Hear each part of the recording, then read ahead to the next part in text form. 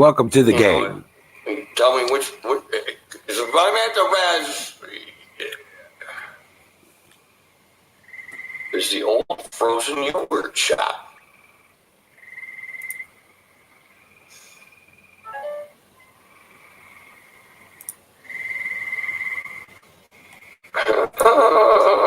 Oh, I don't know, Deb. I don't think she's called me, but me and Lucy went for tobacco a few days ago, though, Deb. Used to be called Carvel. No shit. The game's live. Time check, 10:07. Hey, can I have a fucking check out here?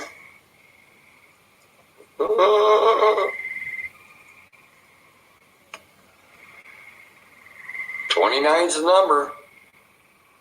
Yep, that's where I kind of want to be right now, is at 30.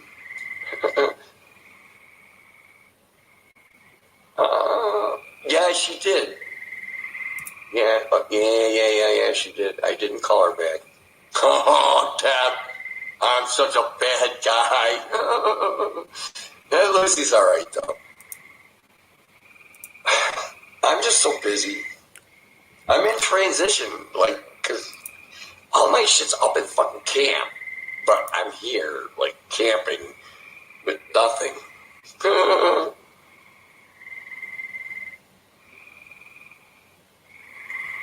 Oh, cool, Cannabis. Yeah, because I can hit your links on, if you go over to the game. Hey, does anybody got a link to the game? Please post it.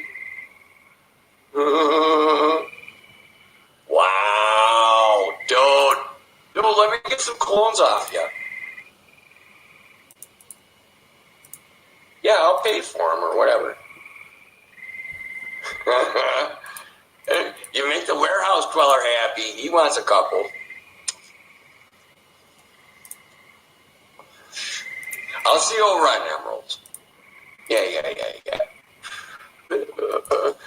Yep. And hey, thank you very much, game. Eric Donald's fucking Don's on it. Right on. I'm heading over here. Okay, give me 5 minutes here, people. For all new people to go find their way, you hit the link. It's https www.twitch.tv TheGAME, and just touch your finger on that motherfucker, and you can go over there.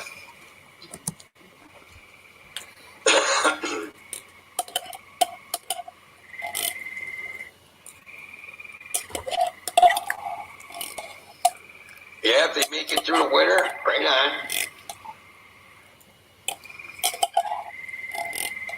Aaron's live on the game, right on. I'm in transition again. I'm on Aaron's Tires live from the ruins. And now, I'm live on the game. I'm in transition. Fire in a motherfucking bowl. I love you people.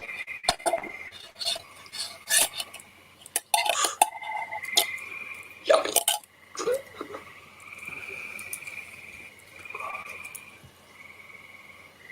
Yeah, we got it. There's something to know there, game.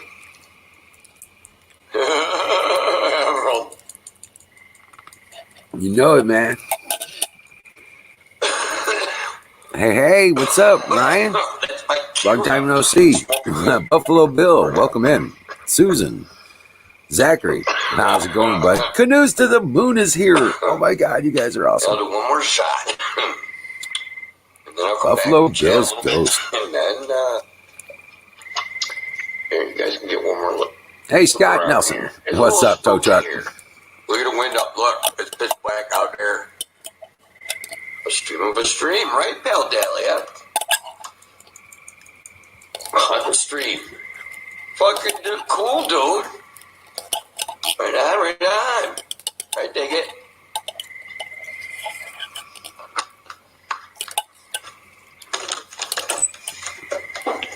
I'm doing camp out in an abandoned factory video for probably the summer.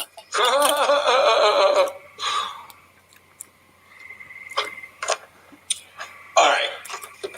And here, I got to at least let everybody know.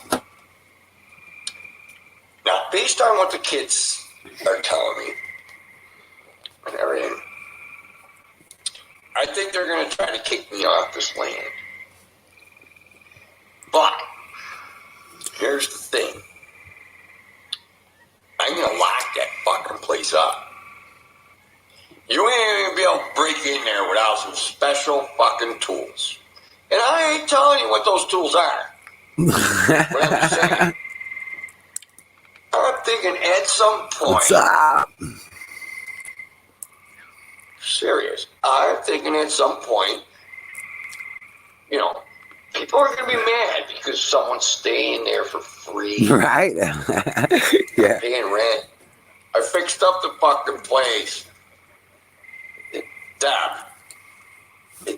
They can't. Oh, come here. Yeah, great big old They gotta give me a fucking eviction notice.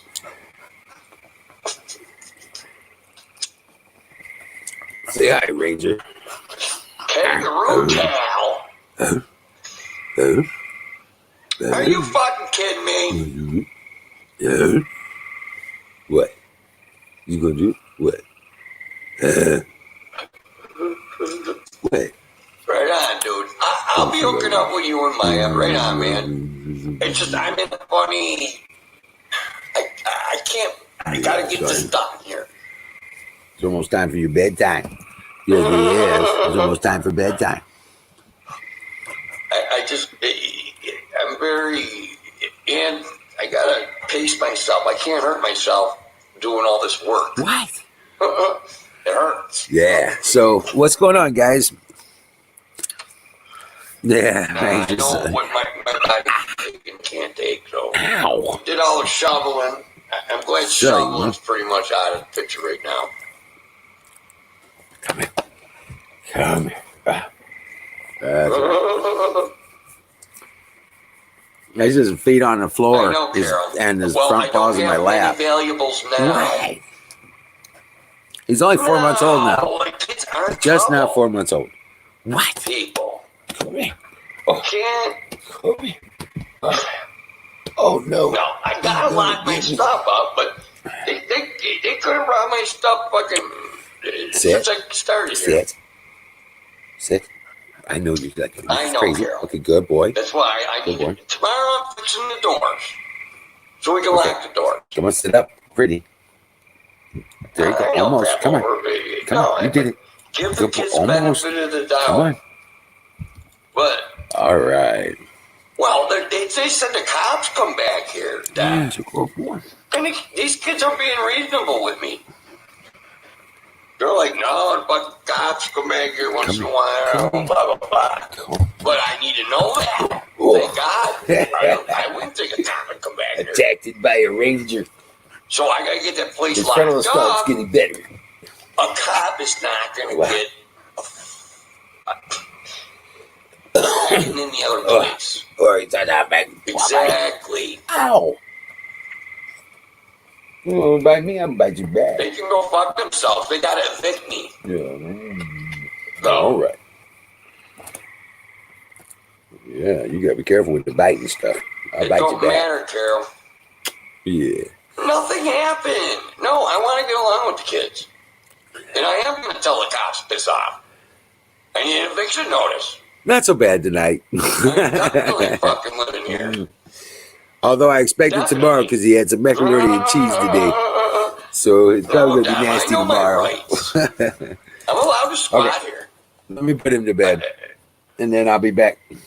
I got one more treat. Hey, that's it's right. Holden Caulfield. Maybe the kids have weed. Yes, they do. You're back in your crib. It's time to go to bed. Come on. Hey. Come on. Time to go to bed. Caulfield. Right. There was 3 kids that come here tonight. They didn't want to smoke no pot, though. Go to bed. Yeah. Ring. Come here. They're like, no, we got to go home, man. Smoking on that shit. Good boy. Oh, I know, Carol. Good boy. Right. Okay, man. I ain't buying them alcohol. Ain't happening. That can't. It ain't happening. But, you know, I might leave a butt on the table for him or something. The weed toll. Fuck yeah, man. Hey, someone lost their knife here. One of the kids lost their fucking jackknife. I don't know what the fuck it says on it, but I left it on the corner of the fucking table, so. Yeah, it's definitely not. It's new. So, one of them kids lost a knife. But their knife's sitting on the corner of the table in here. So that's all good. Now I was laying out in the fucking rubble. I'm like, whoa! Brand new knife. Someone lost his fucker. All right, hey everybody.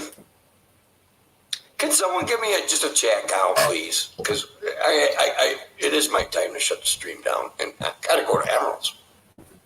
32. Fucking right on. Thank you, M3. A sword, nice. 32s. Hey, thank all 32 of you. Trolls, lurkers, and especially my swords. I got some good swords in here. They're watching. Yeah, Ranger won't even eat a potato. They're watching out for fucking assholes and trolls and stuff and just respectful motherfuckers. I love my swords. Yeah. He's basically on a. He's got some drug food.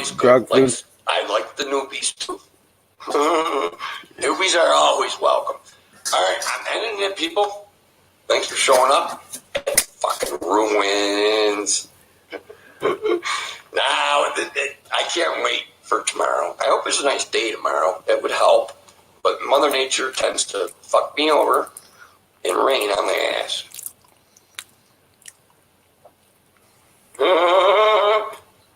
Yeah, and I hope you feel better, Maya. You can beat it. Take care, everybody. All right. All right, guys. Welcome to the game. And come on up on the screen and let's get this party started. I was like, oh shit. Oh, by the way, sorry, I'm eating pie. I couldn't wait. I had extra pie. Got to get rid of the extra pie. Not even funny.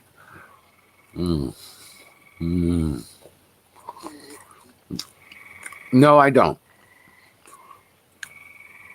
But it's made by some very talented ladies down at the bakery in the local Walmart.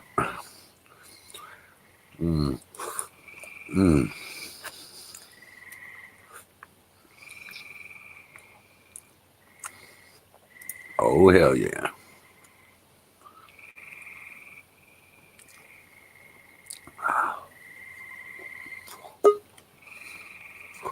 It kind of was. Oh, hey, what's up? Oh, yeah. Wait, no, not yet. All right. It's too early for pie. You had made me hurry up. I was like, damn. Oh, it's so good. Oh, it's okay. It's the pre-pie pie. Okay. That's the pre-pie time pie, yeah. I cheated a little extra. I don't know. Hey, it's Saturday. Come on. Yeah. Oh, man. It was raining all night last night, and everything's been wet all day. Yuck. I got a little bit of work done, but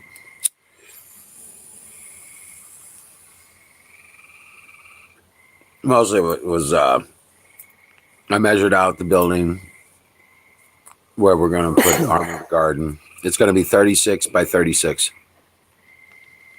Cool. Yep. Yeah. I'm hearing myself echoing on your end. Oh, really? Okay. Let me refresh.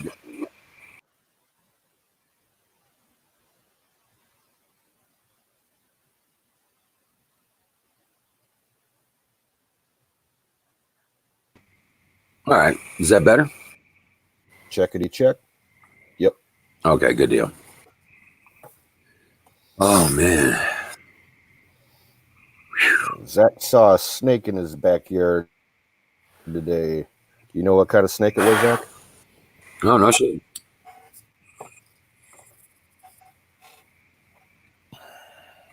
Hey, I was wondering, is it okay to shoot a turkey vulture? No. No. You cannot legally shoot any bird of prey in the United States. They're all protected. Well, if I shoot it on my property and it falls on my property, then it gets eaten by other birds. Have I really done a disservice? No, I'm just saying that's what the law says. If I could get away with it, I would shoot all the ones that are hanging around my place too. They're nasty. Well, like I said, I don't have neighbors. Mhm. Yeah, I don't think it would be an issue for you, but for me, that's a whole other story. Right. I get you. Hey, welcome in the cannabis connoisseur, Dennis, what's up, Dennis? Dennis Espinoza. How you doing? Aaron DeTires, Yes. welcome in. Holy cow. Yeah, as far as I know, all raptors are protected. Even the scavengers. Really? So, yeah. I mean, they got pretty much the brood going on there. I mean, they keep the roads clean, literally. If an animal gets hit during that day, it will be gone by the end of the next day. You'll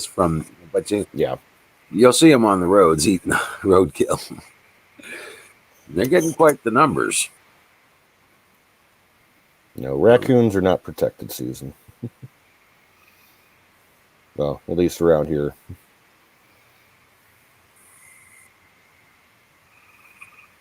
Yeah, they were attacking my pie, endangering my chickens that give me the eggs for the rest of my pie. Eating the berries Now, you off can't. my parents. Aaron says he wants a bird of prey for a pet. Now, that you can do. You have to go through your state and get licensed as a falconer, and you can legally own hawks and falcons and shit like that, but you got to go through training.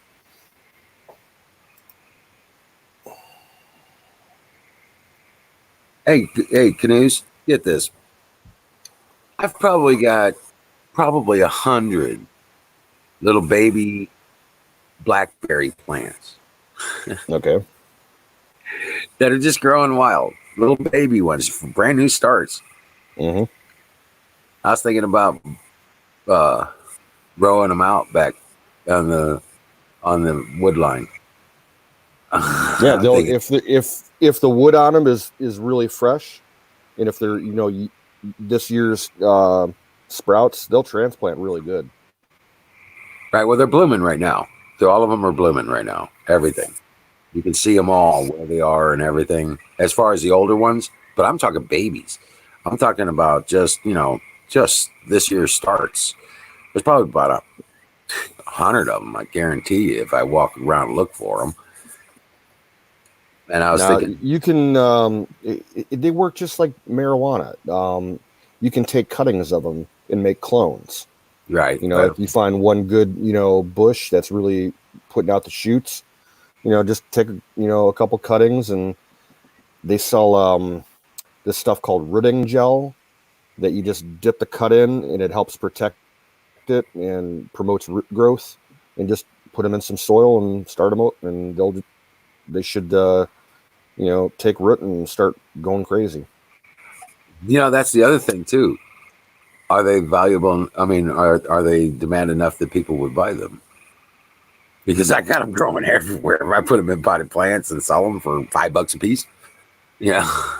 I don't know. You would have to probably check with do you guys have like a local agricultural extension from your state university? Oh, I don't know. I don't know about that. most state universities have like a local agricultural extension that you can call or go to their website, and they can give you all kinds of information about every kind of, plant that's grown in your specific state and what its market values are and shit like that. Yeah. Well, I was thinking, because I want to eventually make it so that I can harvest these in fashion. You know what I'm saying? Mm-hmm. So I was thinking about rowing them out down at the wood line behind the house over here, stuff like that. I mean, there's so many of them out there. I'm afraid to go through and clear anything. You know what I'm saying? Yeah. And if I do go back there, I need to be heavily armed. So if I could just add more in there, or pick them out of the center, so I have walkways in the center of a row, and then another row kind of thing. And once they get tall enough, you can train them. And I've actually seen, there was an old Boy Scout camp we had here that folded up about 20 years ago, and they had some hiking trails that ran through the camp, and there was one section that was overgrown with wild blackberries, and the ranger that kept up the camp, he would train the branches so that they actually formed like a tunnel. They go up over your head, and they would like intermingle up atop, and you'd have a whole fucking tunnel that you could walk through. It was probably about 40 feet long, and no one could see you from the outside, and you couldn't see nothing from the inside. It was all thick brambles and berries and leaves. It's pretty cool, actually. Wow. Yeah, that's what I'm thinking. Because that's the kind of stuff I want to put around my aviary. I want to take it. I want to build an aviary for the bees. And I mean, I guess a big enough one, it'd have to be about 6 foot by maybe 12 foot, so I can put in like 4 hives. You know what I'm saying? And build it armored 4x4 bear proof kind of construction, and just surround the outside of it with the blackberries plants, and just let them grow up and overtake it. You know what I'm saying? Yeah, I'm pretty sure that blackberries, the blossoms are good for bees. It's a good source of pollen and nectar for them. Well, like I said, I'm planting cherry trees, peach trees, apple trees, and plum. I've got pecans and mulberries and some more plums from Lady Liberty just recently, if they survive. Yeah, I'd love to have some plum trees. Oh, yeah. We had one years ago in the first house I grew up in, and that shit was delicious. Oh, yeah. Well, I got 4 of them out there, and I think 3 or 4 more getting ready to go in if they survive. So I want to get some almonds and some apricots as well. Ooh, I love apricots. Yeah. I like the almond nuts, man. I remember one duty station I was at, they had these almond trees around the parking lot, right? And dude, they were just everywhere. And I'm sitting there going, you know what these are, right? He goes, no, what are those? The nuts, man. I said, they're almonds. These are almonds. He goes, no way. I grabbed them. I grabbed the 5-gallon bucket, had it full of them in no time. You know what I'm saying? I was eating almonds for months. I was like, that was crazy.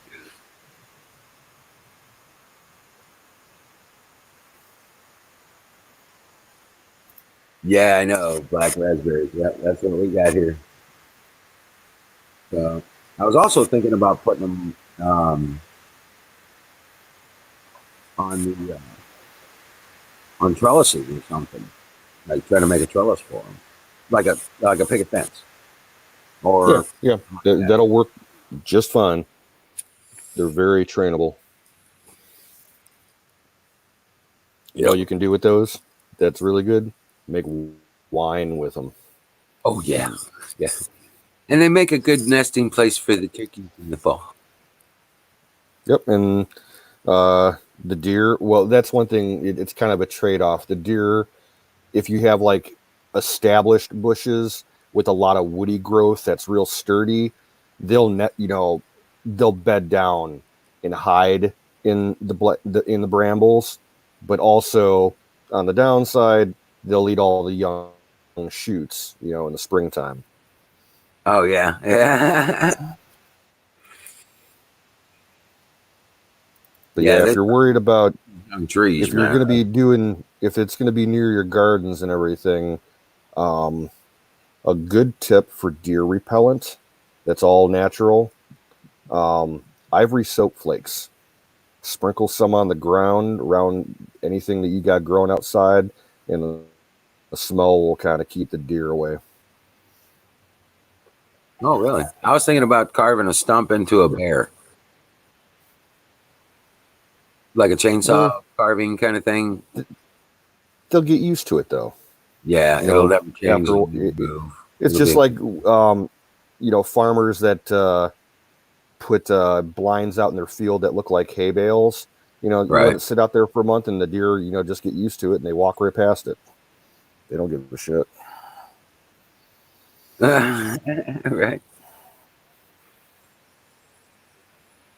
Oh man. Hey, Southern Belle, welcome in. Susan. Yeah. But yeah, no, this is. Have you heard anything in the news today? Let me think.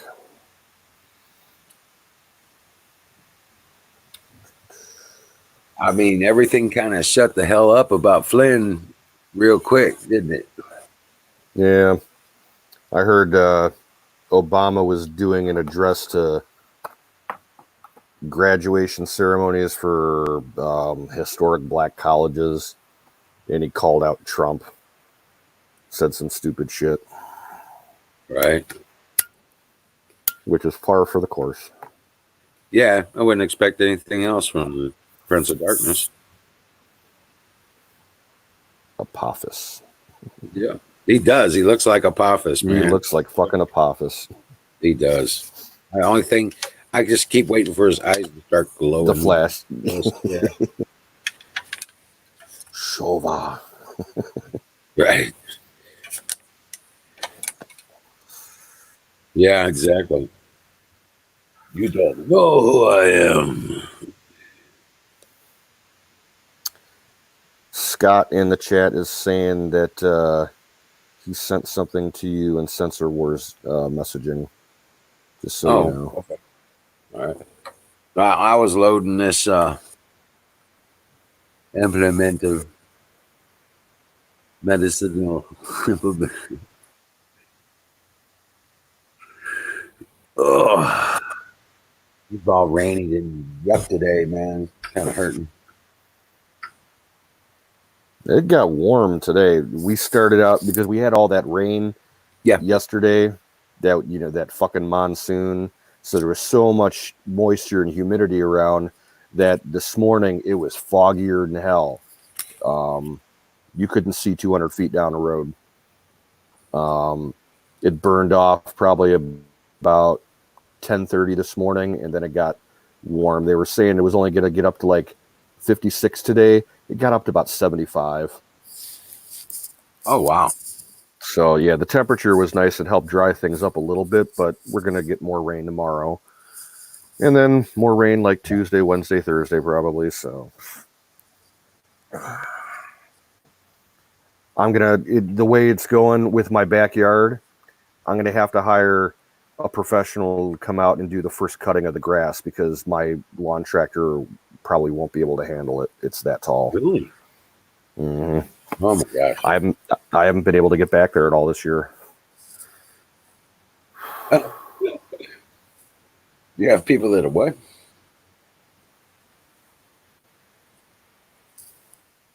Say again.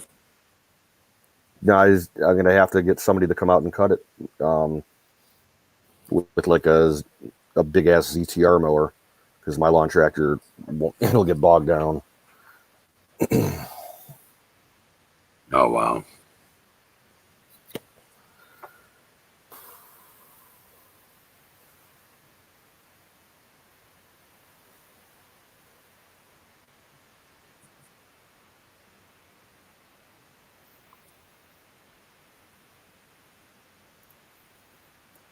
Oh shit!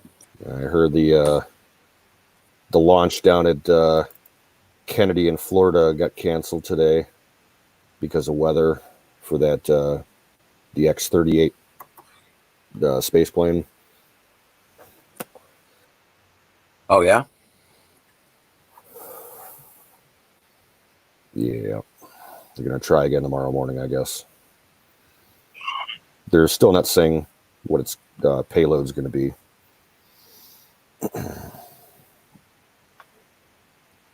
They're not announcing it, huh? Yeah, I saw that tow truck. No, they never do.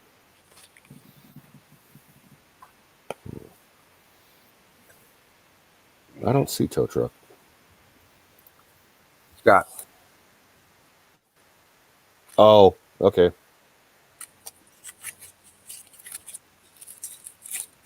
Learn something new every day. Now they've had 100 successful landings of that Delta rocket now. The SpaceX one. Cool. Like clockwork. The Falcon 9. Mm-hmm. Cool. Yep. You taking off, Zach?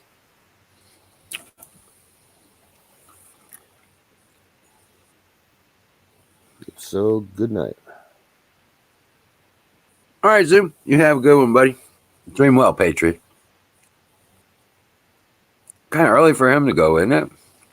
I think he's got something planned for tomorrow. Oh, okay. Good deal. Dad's going back to work tomorrow. Cool.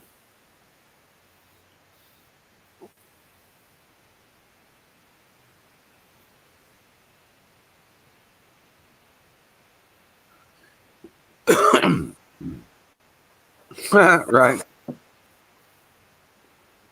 Right. Yeah, meteorologists, it must be nice to make like a nice high figure income and only be, expected to be right only half the time.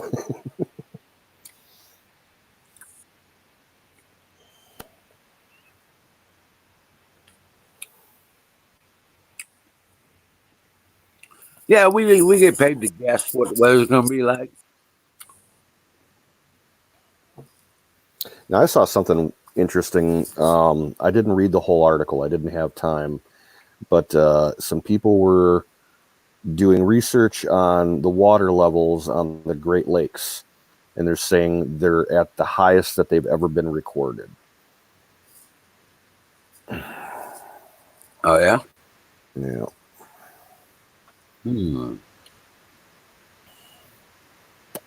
It's like eventually, where I'm at, I'll have lakefront property. Maybe in a couple of million years. Right. Because it's slowly but surely heading my way. Right. If only. Right. If only. I'll be back in a minute. I got something on the stove I need to check. Oh, man. All right. Don't burn the house down. DARPA? Yeah, water level's high here. Yep.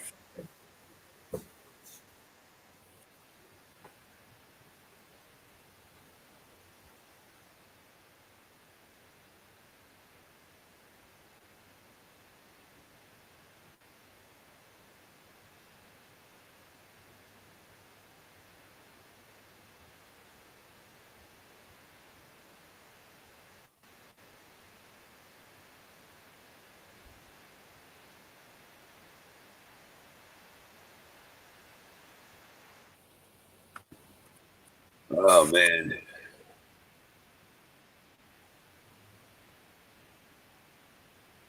Ooh, wait a second. I know what I was looking at. I'm sorry. I'm going through some articles and stuff, trying to catch up on some information.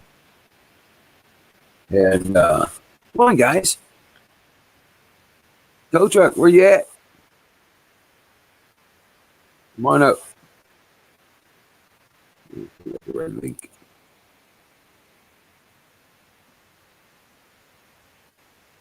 Come on, guys. Come on up and Bill. Come on, grab the link. Come on.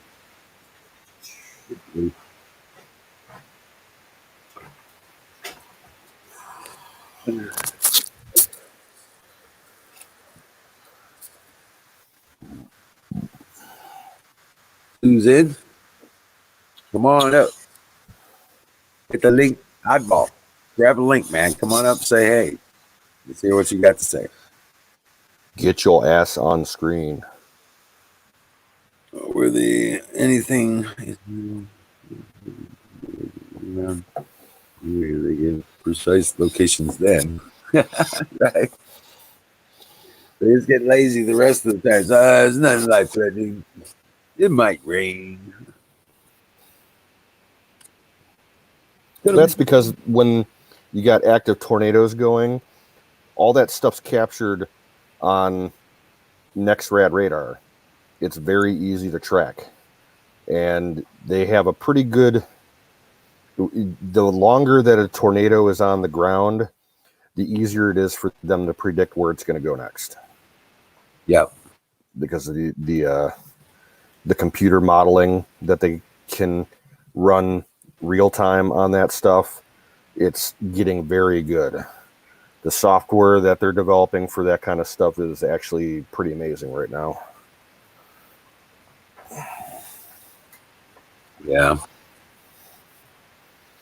And if properly used as envisioned by Tesla, they could actually stop the tornado before it hits the ground.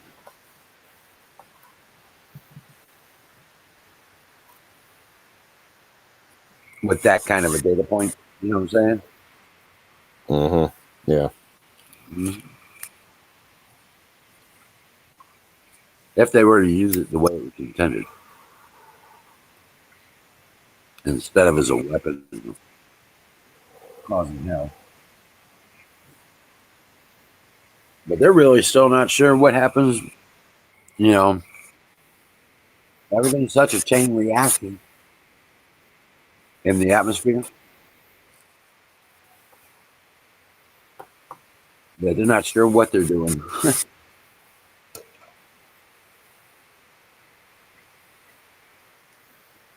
Is that what your name is, Bill? Probably one of the craziest live streams that I've ever seen.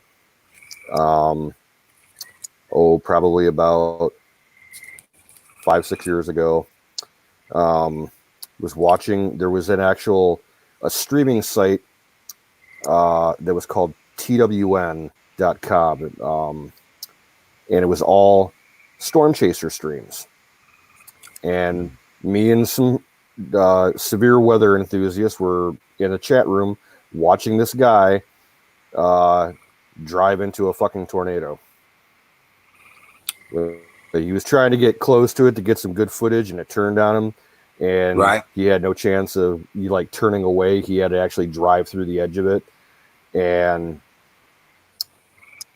you could see when he hit the edge of it, because he was driving along a road in some farmland, and there was a fence along to one side of the road, and it just got ripped up out of the ground and started twirling around. It flew past his truck, and big ass bales of hay were flying past his truck, and all of a sudden his windscreen shattered, and then you heard the truck screeching and crashing and shit, and we're like, oh shit. So we got on the phone because they track it live time on GPS, and they show it on a little Google map insert.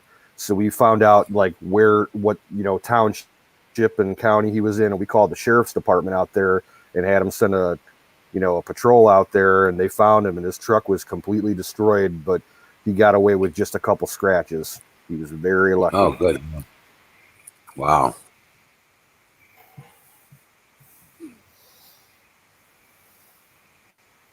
Yeah. I don't figure the insurance will pay for that one. Oh no, the whole storm chasing community was in agreement. The guy was a retard for doing what he did.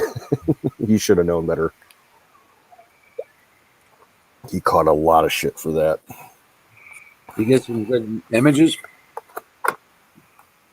Well, I mean, the quality of the stream wasn't all that great because once you get into severe weather like that, your signal's going to get real crappy. So I don't know what his personal footage looked like. I don't know if he ever released it. Oh, really? But there's a guy that I used to. I'm sorry. Go ahead.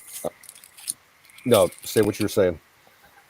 Did that? You remember those guys that built that tornado-proof car, or supposedly it was tornado-proof? The big It ass did get armored thing. Yeah. The guy's name is Reed Timmer. He's still active. Yeah, he's based in Oklahoma, I think. Mm-hmm. Now, there's another guy that I was friends with. He's a storm chaser down in Arizona. And he started out, he's a photographer by trade. Started out doing wedding photography and everything, and then he got into weather photography. And he's an artist. His photography is just gorgeous. He did a couple seasons of storm chasing out in the plains, and he caught some footage, not of a tornado, but of a storm that was trying to form a tornado. One of those big ass rotating supercell storms. Right. The footage that he caught from that was so amazing. He sold it to Marvel Studios, and they incorporated it in the second Thor movie. Oh, wow. Yeah. In fact, I'm going to go look for that because I think everybody would like to see it. Yeah.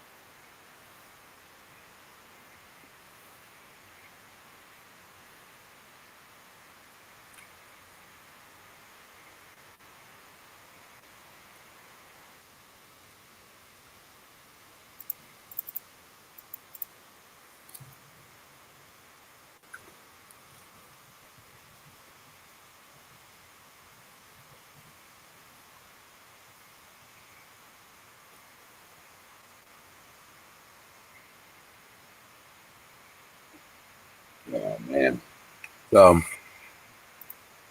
I'm not seeing much of the stuff I've been looking for. Here is the link.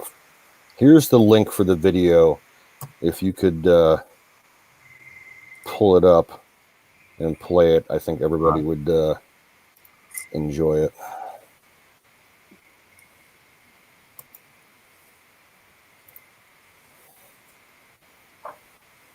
All right, hold on.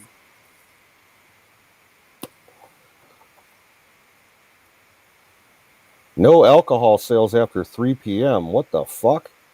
All right. That's terrible.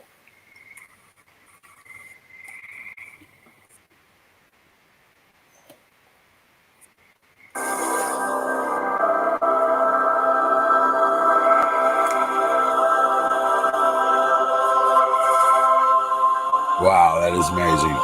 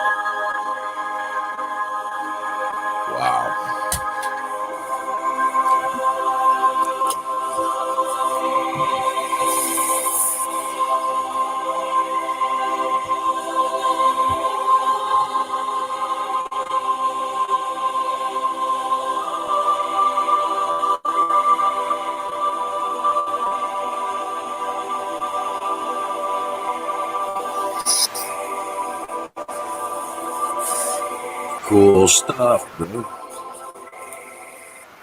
Yeah, he sold that to Marvel, and they used it. They digitally enhanced it to make it look even more freaking amazing. And I guess I never saw the movie, but I guess at the end of the movie, it was like at the climax scene, like an apocalypse storm, and that's where they got their footage from. Nice. He made a pretty penny on it. Good. Hopefully it paid for all of everything he had to do to get it. Or more. Yep.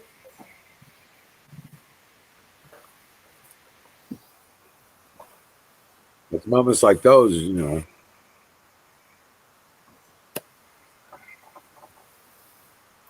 Now I had a tornado in my neck of the woods about maybe 4 years ago. It touched down about 2 miles west of me. Yeah. So I didn't get to actually see it, but some of the structure that was following behind it like flew over my house, and I got some video of that on my channel on YouTube. It was like this big fat cigar shaped cloud called an inflow notch, and it was like going right above my street straight down the road doing about 60 miles per hour. It was crazy. Right. Wow. Yeah. I've seen them forming in clouds, but I've never actually been in one, or, you know what I'm saying? We had tornado warnings and stuff growing up. But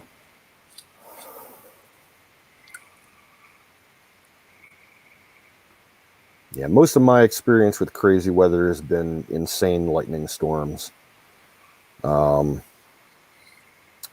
We had yeah. a heat lightning storm about 5 6 years ago that rolled over our place, and it was like I if I had to take a guess, I'd say that the actual clouds that were producing the lightning were fairly low. I'd say about maybe 3 or 4,000 feet, Yeah. and they just rolled over the farm for about 20 minutes, and it was just like purple fucking plasma. Like it looked like a snow globe just full of lightning passing, hundreds of snow globes full of lightning passing over the house. It was insane. But Oh, wow. unfortunately, the footage that I have of it was like really crappy. No shit. I remember when it came, I called my dad outside to come take a look at it, and he stood out in the garden watching it for about 15 minutes. And he's like, "That's one of the coolest fucking things I ever saw. Thanks for taking me outside." I'm like, "No Right? problem." Oh, man. Well, I don't know if I can still see it or not. Hold on a second.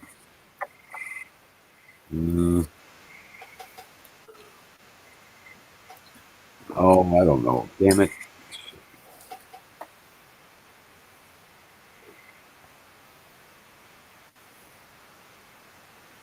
Let's see here.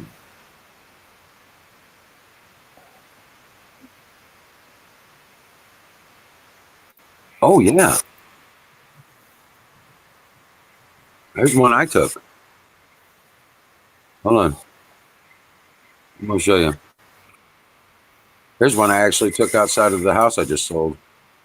Oh, because we're up on a hill and you're looking down on the valley. And check this out. It's not as nice as that other one. That was pretty cool. So,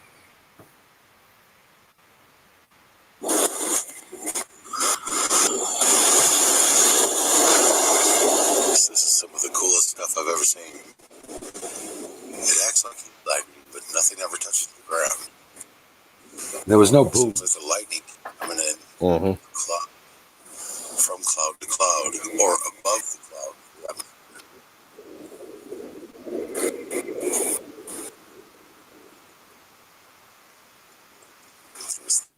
This might be heat lightning. It doesn't act like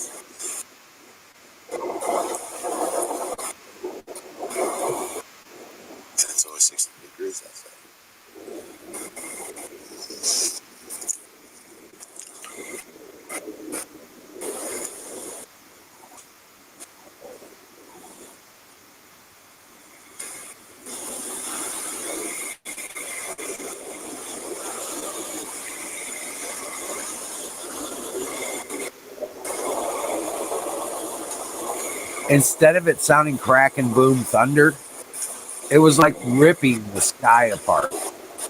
Yeah. Sound.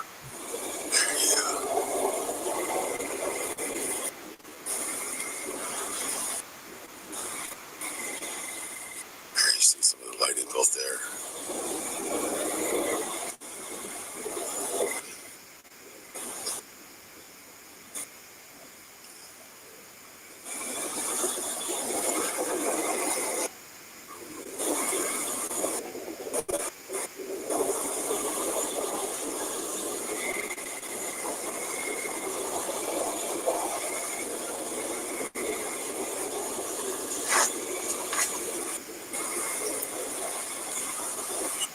Anyway, yeah, it goes on like that for a little while.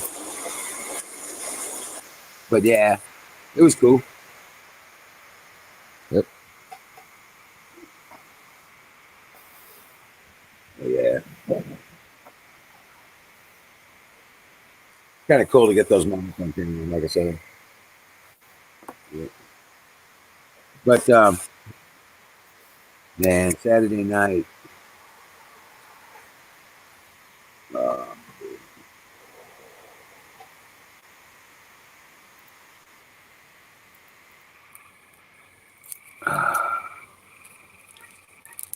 I hear them peepers.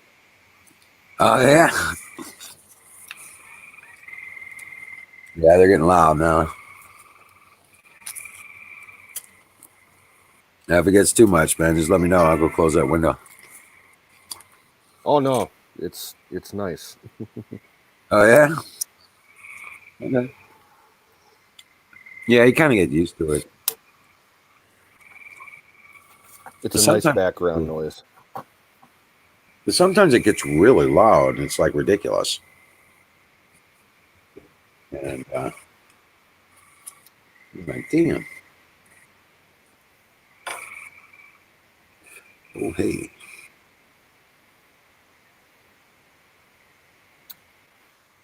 Wild Bill's eating empanadas. I like empanadas. But I have never had guacamole, and I know I would not like it, so. Because I've tried fresh avocado before, it's not my thing.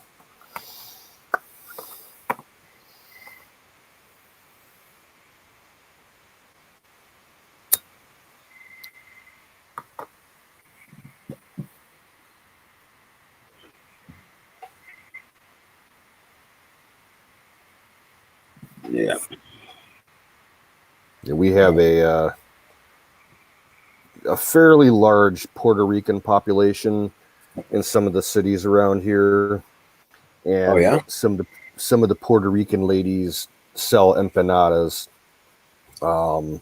We got one lady that comes in and sells them to the people at our store once or twice a year. You know, like three different. I think there's one that's like a beef and onion one, and then there's one that's like a chorizo sausage with cilantro, and I think there's a chicken one. Real What, tasty shit. enchilada? An empanada, a little meat pie. Oh really? Oh okay. Cool. Michelle, we're talking about food. Food and thunderstorms. I made chicken marsala. Sweet. Yeah. I think I've actually had that with the mushrooms and the lemon. Yep, marsala wine. It's kind of Yeah. like a brown gravy with a little bit of like wine taste to it. Um, Mhm. Mushrooms, and you So pour it it on was good. Yeah. chicken, or you could put it on beef. Yeah. I'm not really one for cooking with wine. Never It's a really cooking cared for it. wine. Yeah, I don't blame you. I No, spend there's a all the couple time I'll white do it. sauces. There's a couple white sauces I like it with. Uh huh. Um, but both of them involve seafood. I think I can honestly say the only thing that I like cooked with wine, there's a local grocery store here that sells pre-made kebabs in their meat department, and they Right. have a beef kebab with vegetables that's marinated in Burgundy wine. Oh, that's delicious. Oop, Yeah. we're getting more echo, Wiz. Think you need to refresh again. Sorry. Me? Yeah. Well, let's share those pictures. Yeah. Be right back. It's always something.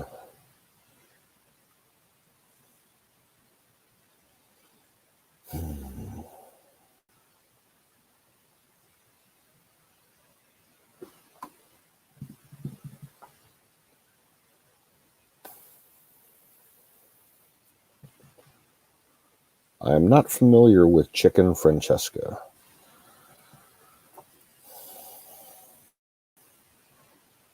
They've got ticked off Vic on Fox News. No way. Yeah. Vic, Dude. the dude from Jersey or whatever. Yeah. You motherfuckers gonna do that kind of shit on us. Who the hell you think you are? What? Oh, yeah. Vic What happened? DiBiasio or something like that. Dimbasia, Italian name. Yeah, pissed off Nick. He's like a ranter he's like a pissed off New Yorker. Okay. He's a pissed off New Yorker, and you don't fuck with us. You don't pull this shit on us. Who the hell you think you are? Yeah. I remember he did a short video years ago when that first huge winter storm came through, when they started naming all the winter storms. It was like snowpocalypse or some shit like that. Mm-hmm. And he was spoofing all the people that were running, like stocking up on all the food and everything, because people thought they were going to be snowed in their houses for months. And he's like leaving his front door and walking to his car, and he's holding his phone. He's like, I gotta go get the milk. I gotta go get the bread and the eggs. Oh my God, all the snow. I gotta get the milk and the bread and the eggs. He just started flipping out and freaking out, but fakely. It was hilarious. Right.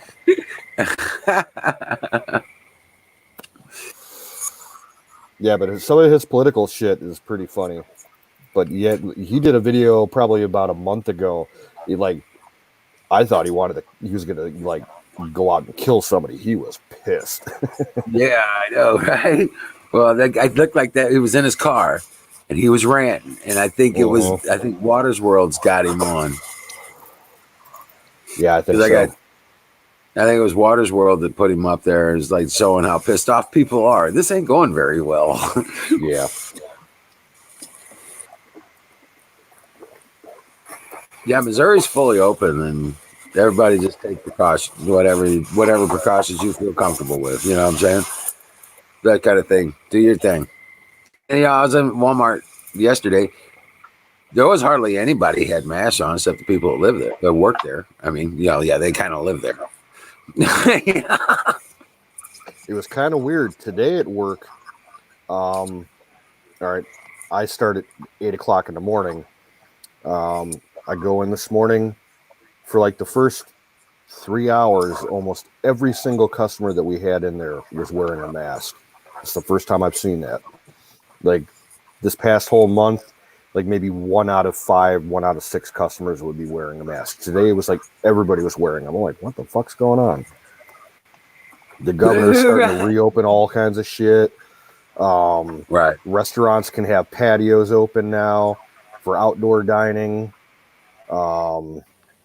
They're opening up barber shops and hair salons. Right. And some entertainment places. And then all that stuff's going to go berserk for a while, man. Oh, yeah.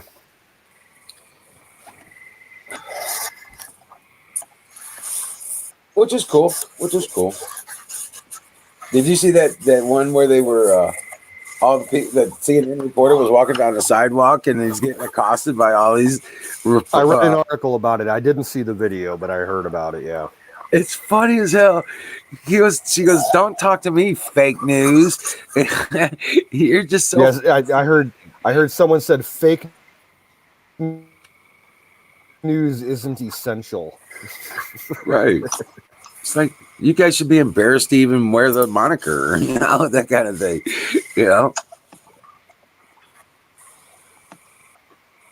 Yeah, they're getting, yeah, and they're not getting beat up or spit on or any of that stupid shit like the left does to the conservatives. Nobody's throwing bottles of pee and bags of poop on them. You know what I'm saying? Now, I did hear. Okay, if you're following any of the news out of Michigan, you know how they've had a couple instances where armed protesters were inside the Capitol building, and the state legislature is now trying to pass a law, an emergency provision banning citizens from carrying firearms inside the Capitol. And that's been in the news for about a week. In the news today, they announced that they had arrested a protester in Michigan for making credible death threats against the governor and the state attorney general. So it sounds like he's being framed, but who knows? Oh, wow. What the hell? Yeah, Michigan's always, they kind of run to the beat of their own drum. Like, they don't give a shit about the rest of the country. They do their own thing. They've got Right. They've got a big militia, multiple militias in Michigan, Right. and they're not going to comply. Right. No, I was gonna say I know that for a fact. Yeah. But yeah, that's that they think they can get away with these kinds of things anywhere in any state. I don't care, blue, red, whatever.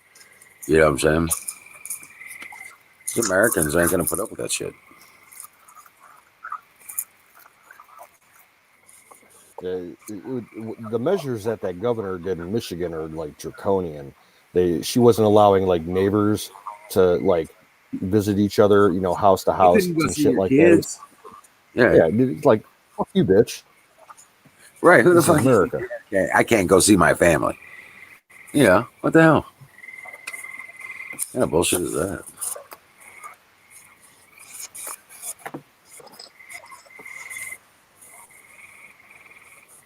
Yeah, I'm gonna refresh. I'll be right back. Oh, okay. All right. Michelle, where'd you go?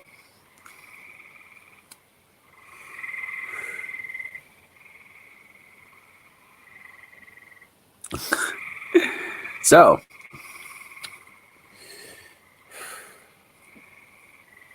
I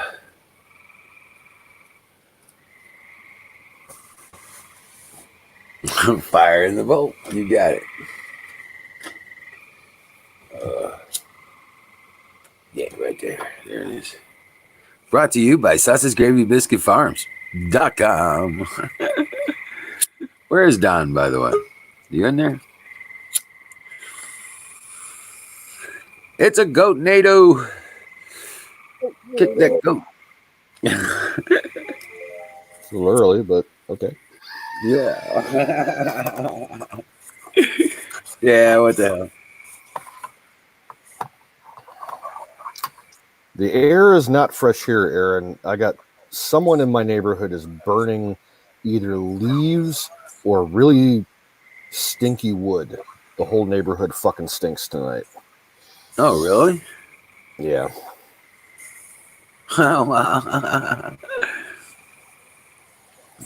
That was somebody's house, I think. No, it's probably some hillbillies a few houses down burning, wet brush piles. Oh, yeah.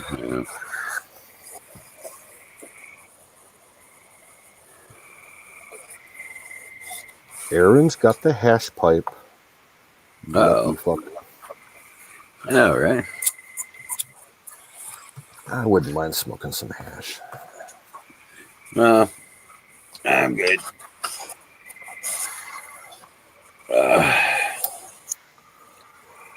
One thing that I did a few times, long time ago, that I wouldn't mind doing again is smoking some Red Rock opium.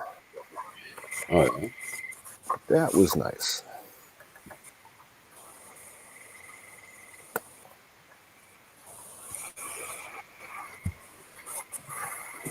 You know what? That's weird. I'll be right back. I can check something. Sure.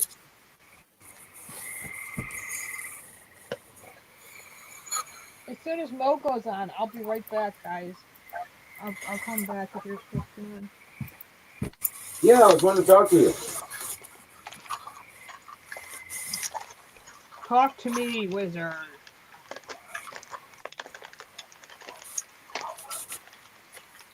Never heard of Mo. Mo. Who is he? Oh, he's a pretty cool guy. A Black American, Trump supporting, hardworking fella. He does YouTube. He's kind of like the R-rated conservative. I don't know if you know who he is.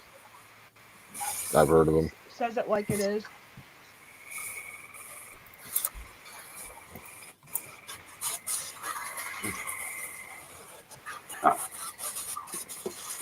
I'll be right back. Sure. You know.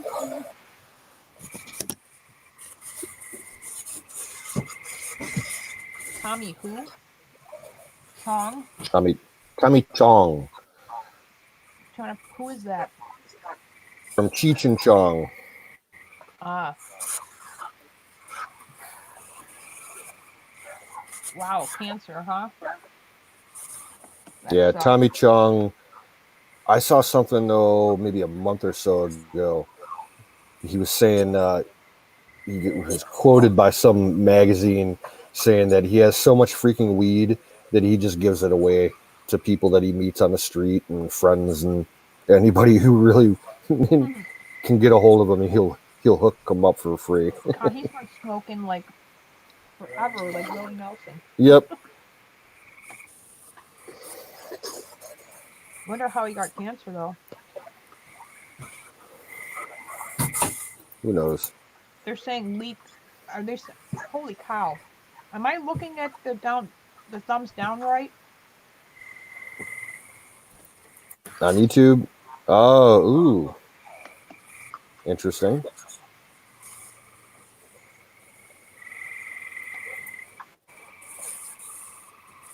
Wow. Whatever. Yep. Probably all the same person with multiple accounts. I don't have to mention the name.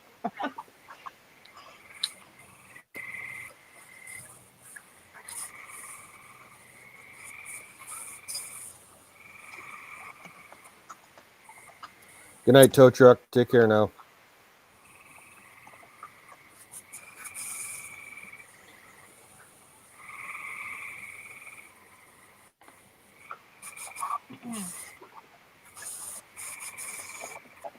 So I hear that Biden might seriously be picking Kamala Harris. Oh, that's been the speculation for months now. Warren? Because he stated multiple times on record that his VP choice will be a woman and she's the most viable candidate.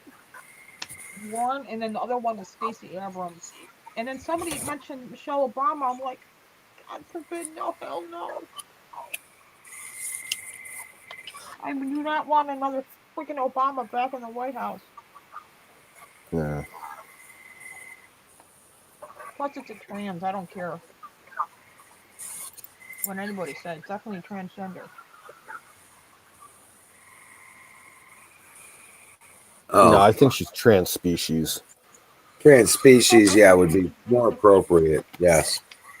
She's an ape. Sorry, it was good. Yeah, there's a lot of people, Susan, that are calling out Biden on dementia right now. Some big names. Yeah, it's bad.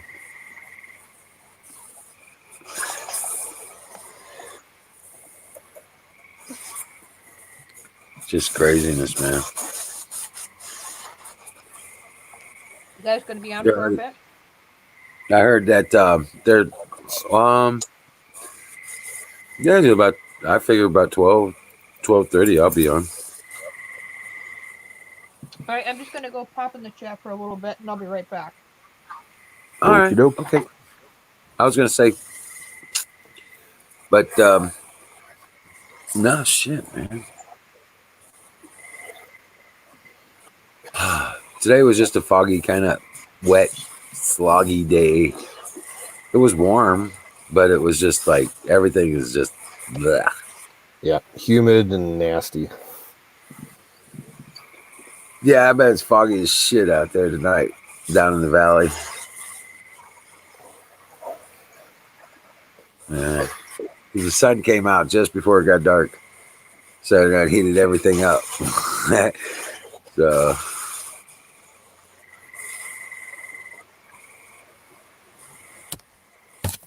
oh, great. Called me. I have to call.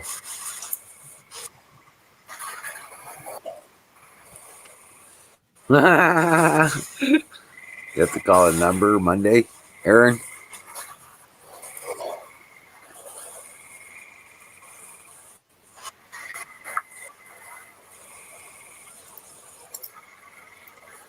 Oh, that's cool, Susan. Yeah, I like when I can do that.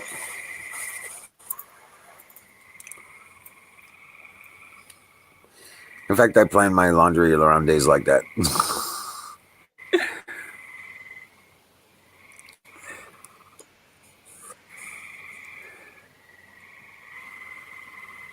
In fact, that's the next thing on my list. The laundry. I got to dig the washing machine out of the garage. It's buried. Not looking forward to that.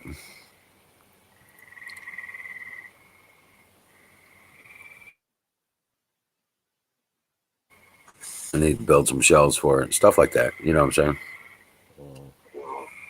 saying? So.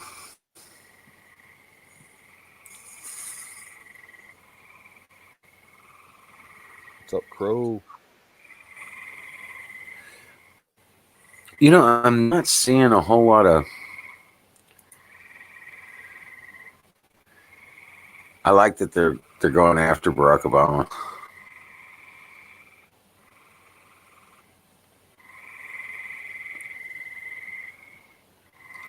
I think it's about time. Past time.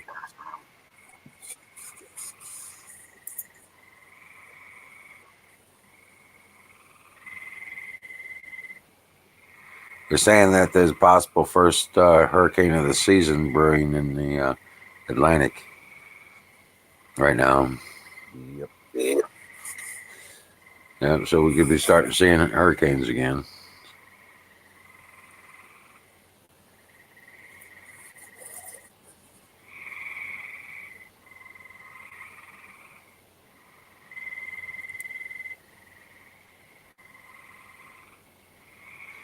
But no, I'm not really. I don't know. I keep forgetting it's Saturday. It's not really a. Everything that happens today gets talked about tomorrow. Yep. Recycle. Yep.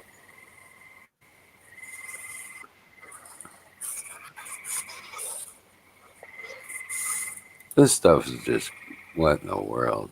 And it would not surprise me if those accusations about Biden with that one lady who came out a couple of weeks ago are true with the sexual assault. I wouldn't doubt it at all. He seems like just the kind of sleazy scumbag that would do shit like that. Yeah. Yeah, exactly.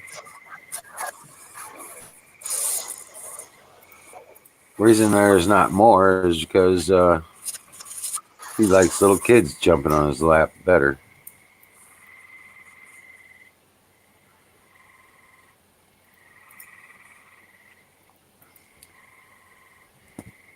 Oh my god, that is just disgusting.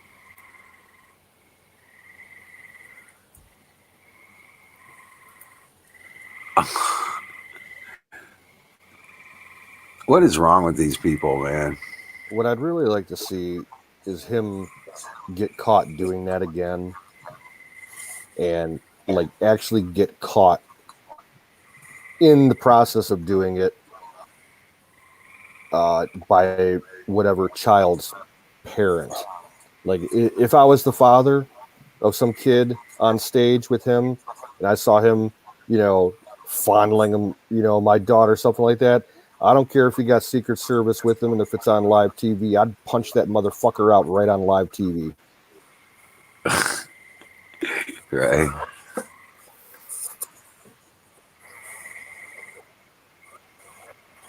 Good night, Miriam. Take it easy, Miriam. Sorry, just Saturday night and I'm nice and toasty. And I'm running out of things to think about. I need to grab another drink. I'll be back in a sec. Rock on. Talking about Jake, I just filled up my tea and don't know where I put it. Oh, there it is. Yeah, right.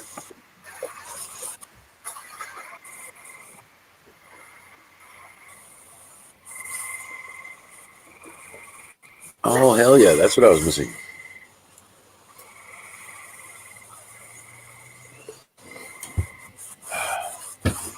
Sorry, I was running low on tea and didn't realize it.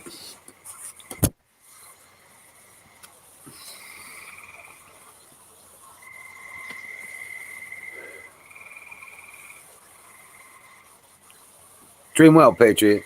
Sweet dreams. Crow Minions in the house. Hey, what's up, bud? Hey, it's Saturday night, right? Crow Minion. Grab a link, brother. Come on.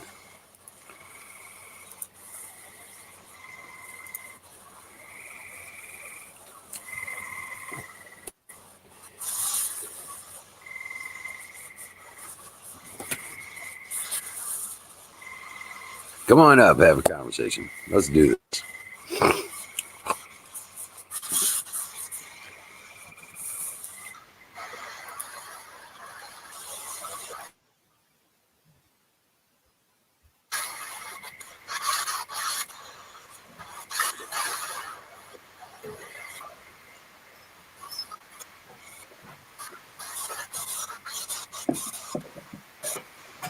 Buffalo Bill, get up on this screen. Come on up, front and center, soldier.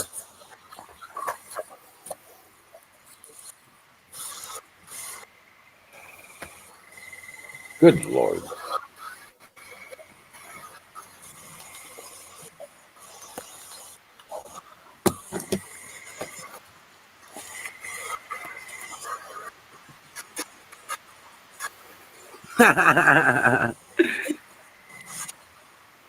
Well, come up on the screen. Yeah. Get your ass on screen. Crow, it's the spring peeper frogs out by It's the frogs. Yeah, I got a frog pond in the backyard and the windows open. It's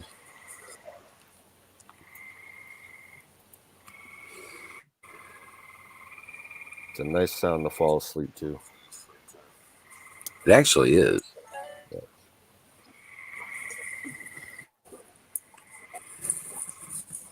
Oh, it's kind of putting me to sleep.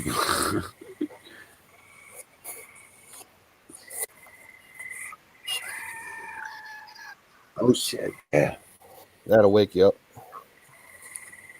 Flash flood is in effect till Sunday, 11 a.m. What's up, Bill? Just weather notification. Hey, what's up, Ghost? How you doing, buddy? I'm all right. Don't worry. I didn't build anything today. I'm all right for lightweight.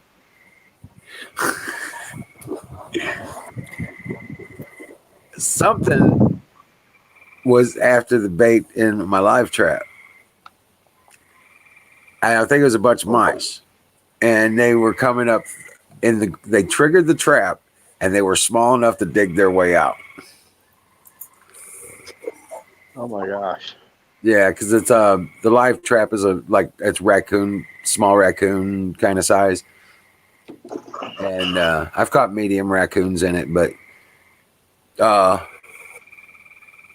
they get in there and they're going after the bait, and then the bigger ones are getting caught in there, so there's just a bunch of little ones left. I've caught like 2 or 3 of these things in there, and yeah, the bigger ones get caught.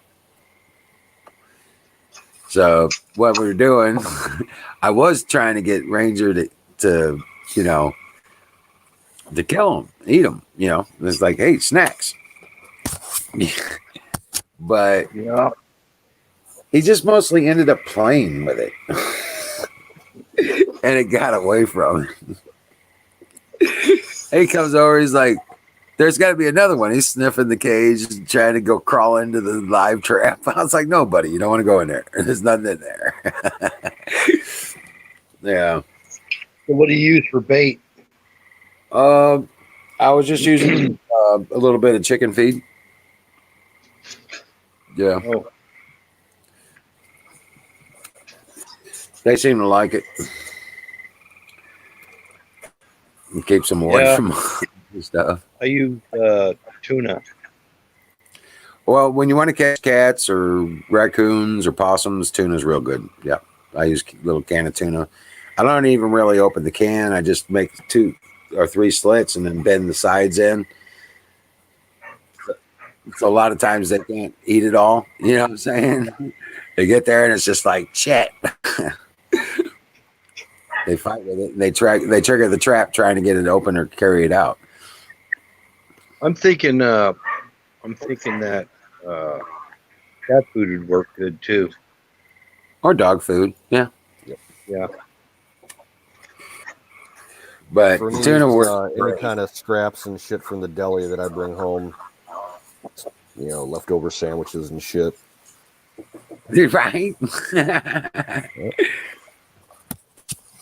up, Pupper?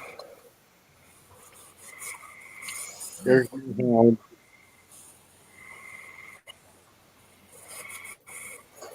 Yeah.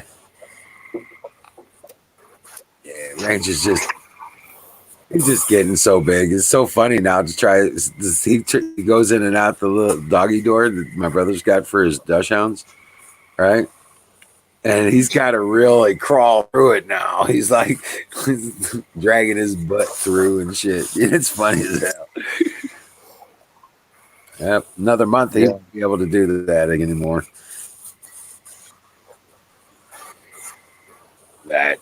Yeah. After the rains tomorrow are over, I've got a whole week of dry, so I'll be able to get a whole bunch of shit done. I'm hoping. We're kind of in a drought here. They're saying we're getting close to being in drought condition right now. We didn't get the snowfall or the rainfall that we needed. I don't know if I believe that. They always cry drought every time. Yeah. Who knows? I know that they can't say we're in a drought. It's been a wet spring. Yeah. Well, I've been having to already. I've watered quite a bit actually for this month, and they're telling us that if we don't get some rainfall, they might start having to. Well, they're actually doing that. They're actually telling us to cut back on our water usage.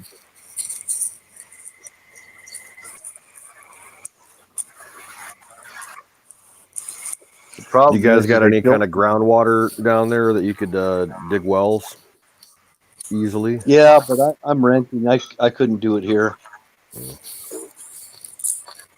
I'm just renting. Oh, right. Oh, that I sucks. wouldn't be able to do it here. Yeah. Yep. Which is kind of nice in a way because I can drag up in the middle of the night if I need to. You know, Right. when you own a house, I mean, your situation is great. I mean, that's a place you could stay for the rest of your life over there, Wizard. But you know, Right. when you own a house in, like, say, you owned a house in St. Louis, you know, kind of depending on whether you're going to get your money out of your house, you either have to uh, make it a good deal for any buyer to want it when there's not many people buying it, and you could wind up sitting on a house for 4 or 5 years and still not be able to sell it. Right. Right.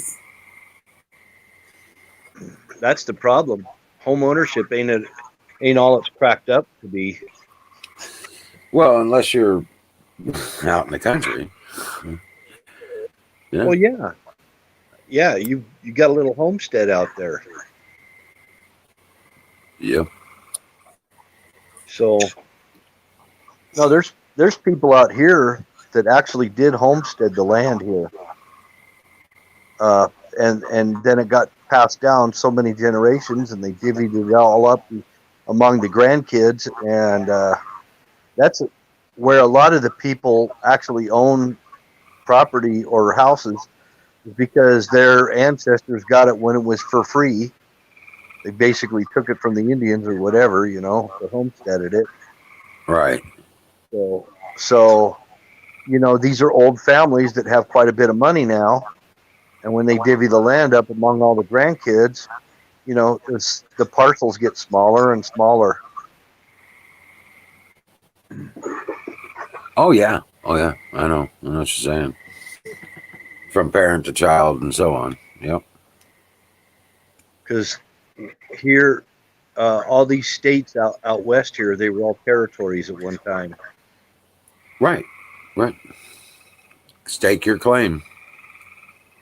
But the thing of it is, you know, in retrospect to your homestead and all that, they the they call them the founding fathers. I don't, but the original people that settled here uh, after the Indians and throughout the West, um, they had to be self-sufficient because they were isolated from the rest of the country, because we've got nothing but salt flats one direction and rugged mountains the other direction.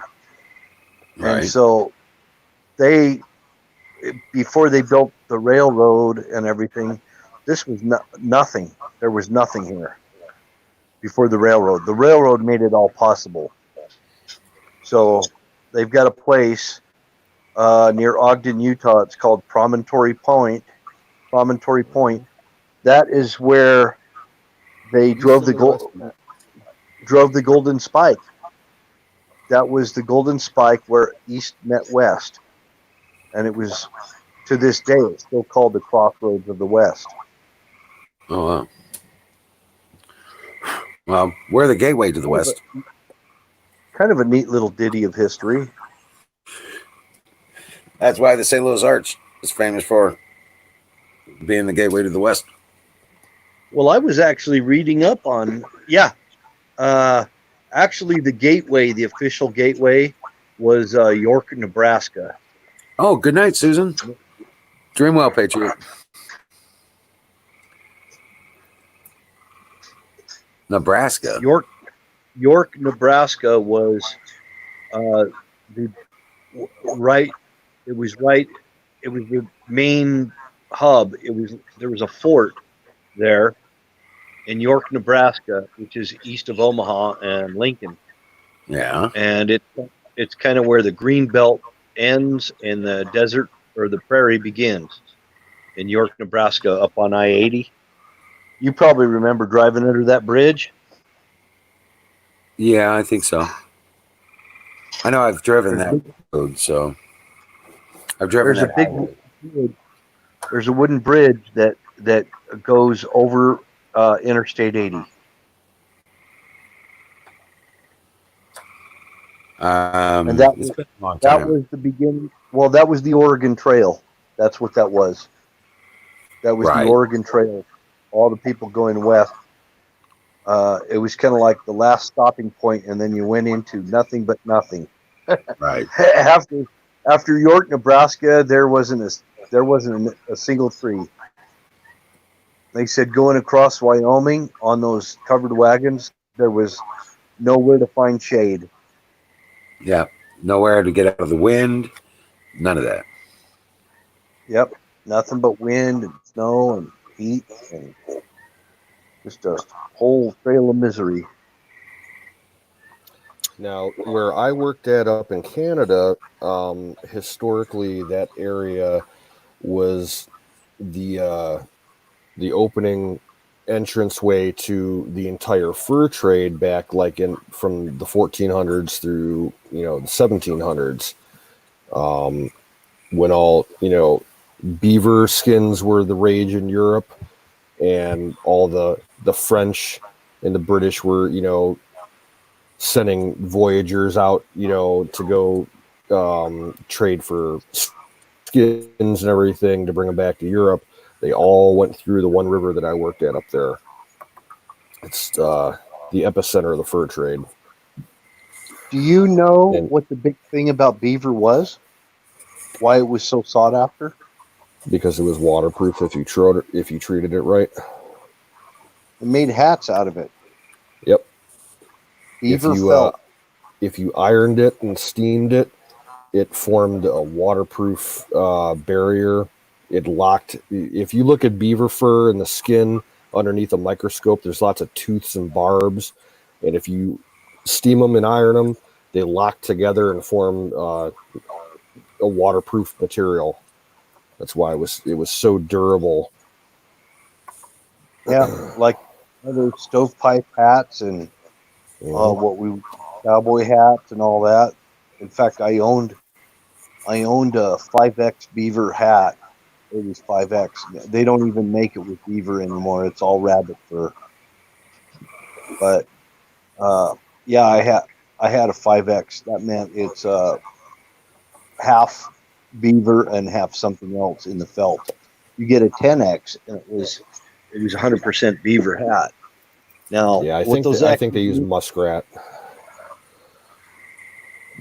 maybe I don't know. I don't know.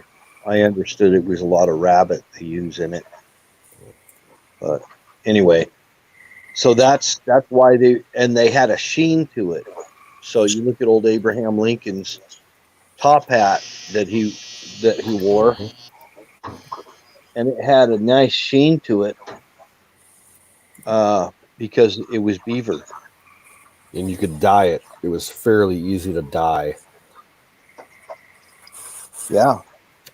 So derbies and top hats and all those hats like that, even cowboy hats, Mhm. were made with beaver. I can't buy a beaver hat now. If I did, it would be black market. Well, here in Ohio, it's legal. We have a few areas in the state where we have beaver, and they're considered a nuisance animal. You can legally trap them, and you can do whatever you want with the skins. You can process them yourself or sell them. Well, they're a nuisance here a lot of times too because they build their dams and cause Mhm. flooding, and they also make it hard for fish to uh, spawn.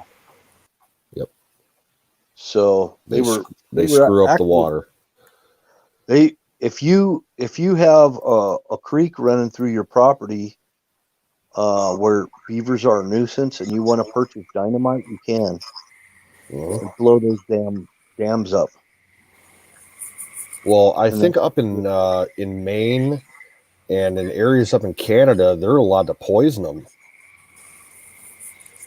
yeah, I don't know. Beaver. You can eat beaver. You can eat them. I've eaten beaver before. It's very good. Is it?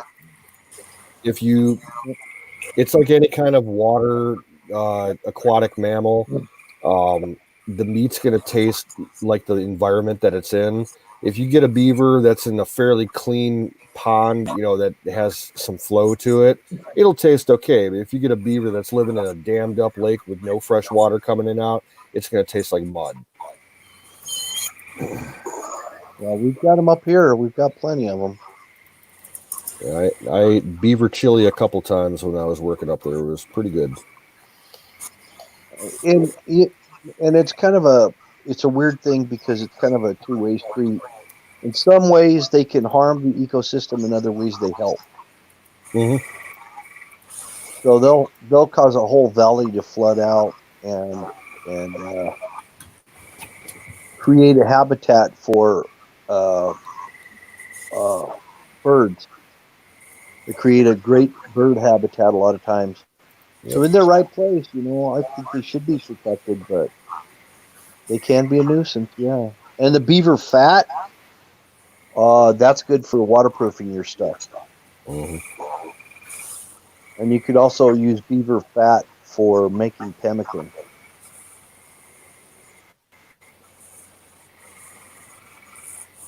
There's a lot of fat on a beaver.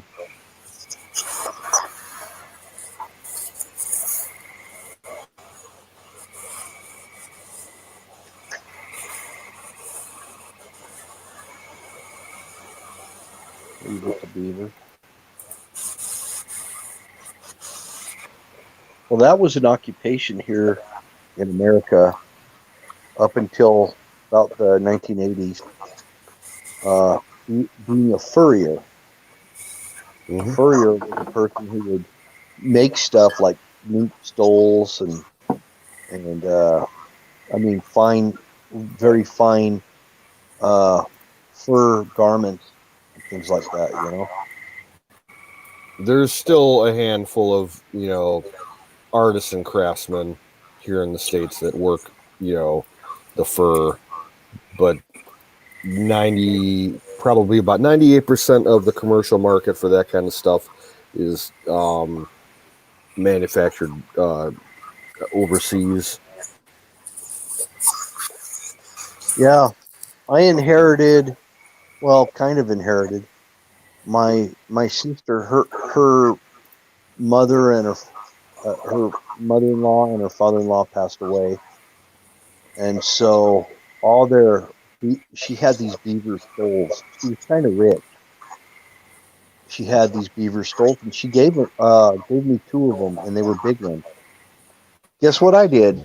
I made pillows out of them. Cool. Beaver fur pillows. Most comfortable thing you ever put on your skin. I mean, it was really great.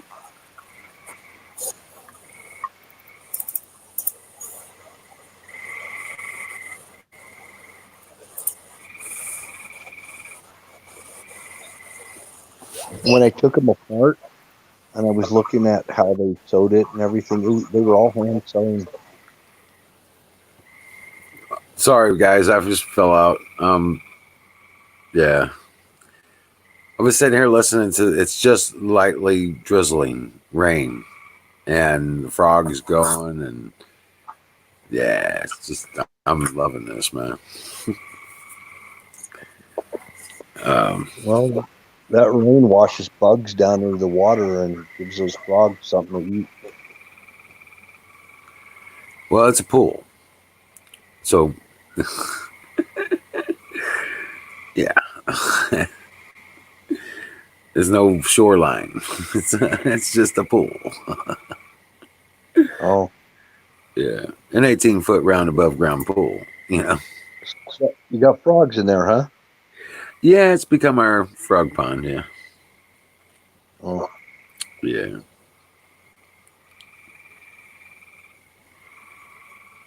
probably a mosquito thing too. Well, that's why the frogs are there. Oh, okay. And the chickens are loving it. From the 2 years that I spent working up in Canada, I'm pretty sure that I built up a natural immunity to mosquitoes. To this day, they don't bother me. Mm-hmm. If they're out in force, Like I can stand outside just in shorts and a t-shirt, and every once in a while one might land on you. You might get bit once or twice in the evening, but for the most part they just ignore me. Yeah. I got bit so many times when I was up in Canada. I think my body developed some kind of reactive pheromone, I guess you would say, a scent. Yeah. Yeah, Yeah, I that's good. noticed It's that. also induced by a massive B12 intake as well. B12 When intake. when you're in that kind of mosquito infested area, you got to learn to move differently, and you don't Well, swat them. you have to adjust your whole life around the mosquitoes. Yeah, They're scary up there. You do not want to be outside your tent right at sundown or directly after sundown because you'll get eaten alive. I know there's a lot of mosquitoes up there. I know Wisconsin has got tons of them. We have plenty here, but actually, when I was in Florida, I was out. I went out with a state park tour guide, and they, telling us all about Florida and crap. We went on glass bottom boat ride and everything. They said Florida has more species of mosquito than anywhere in the world. So Yeah, I they're could see they're that. they're not just abundant. It's not just that they're abundant, that there's lots of them. There's all different kinds of them. I mean, Yeah. you'll be standing there and you'll see some weird red looking mosquito land on you. It's like, how did that happen? And you'll see Well, striped one. they don't have a season down there. No, No, they're alive all year round. So it's not just but, breeding season like it is here, where where it gets below freezing quite a bit up here. You know what I'm saying? well, They sometimes they literally look like clouds down there. Oh yeah, same up in Canada. When sundown would hit, you would see they would start over the water, and then they would, swarm inland, and black clouds, probably anywhere from a foot to 3 foot above the water line, moving at about 10 miles per hour. And you didn't want to be outside your tent for the next 2 or 3 hours. You had to wait until the dew point hit, and they started to I quiet could down. I couldn't understand. We went actually really far out in the out in the ocean on that glass bottom boat ride. I mean, we went pretty far enough that you couldn't even see land, and I was still getting bit by freaking mosquitoes. Oh yeah, I yeah. mean, there was still We'd still get you know inundated with them if we were out at evening. There was one area up there where we were probably about 4 or 5 miles offshore, heading to some islands, and we run into them all the time. yeah. I never would have thought they'd go that far out into the Atlantic, but man, prolific little buggers. The most disconcerting thing about them, when they were the most active, right after sundown, you'd be in your tent trying to go to bed, and the tents had the main body of the tent fabric, and then there was a rain fly over it. They would get in between those two layers of fabric, and they would just bounce around and vibrate for like 2 hours, and it sounded like you were inside a drum. That noise, it was like, Oh, geez. You, at some you ever at some points it didn't, like, literally you were listening to the sound of like 5 million mosquitoes around your campsite, but that noise when they were bouncing around your tent made it sound like it was one 50-foot long mosquito buzzing right outside your tent. It was that loud. Wow. With the groups that we took out, like, we would warn them on the first night. We're like, be in your tent by sundown, you don't want to be outside. And after they wake up the next morning like, that was the craziest thing we ever heard, that shit was so loud. I'm like, told you. Yeah, Right. you better have a Gatorade bottle in there or something, because you Oh don't even yeah. want to get out of your tent to go take a leak. Not for the next 2 or 3 hours until the dew point hit. Yeah.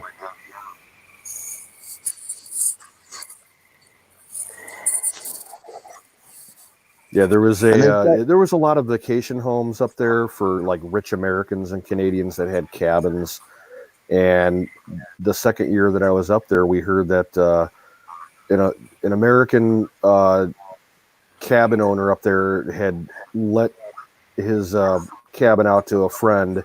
Friend came up there, had no experience of it, and left his dog out all night, on the front porch overlooking the river. They woke up in the morning and the dog was dead from anaphylactic shock from getting bit probably 10,000 times.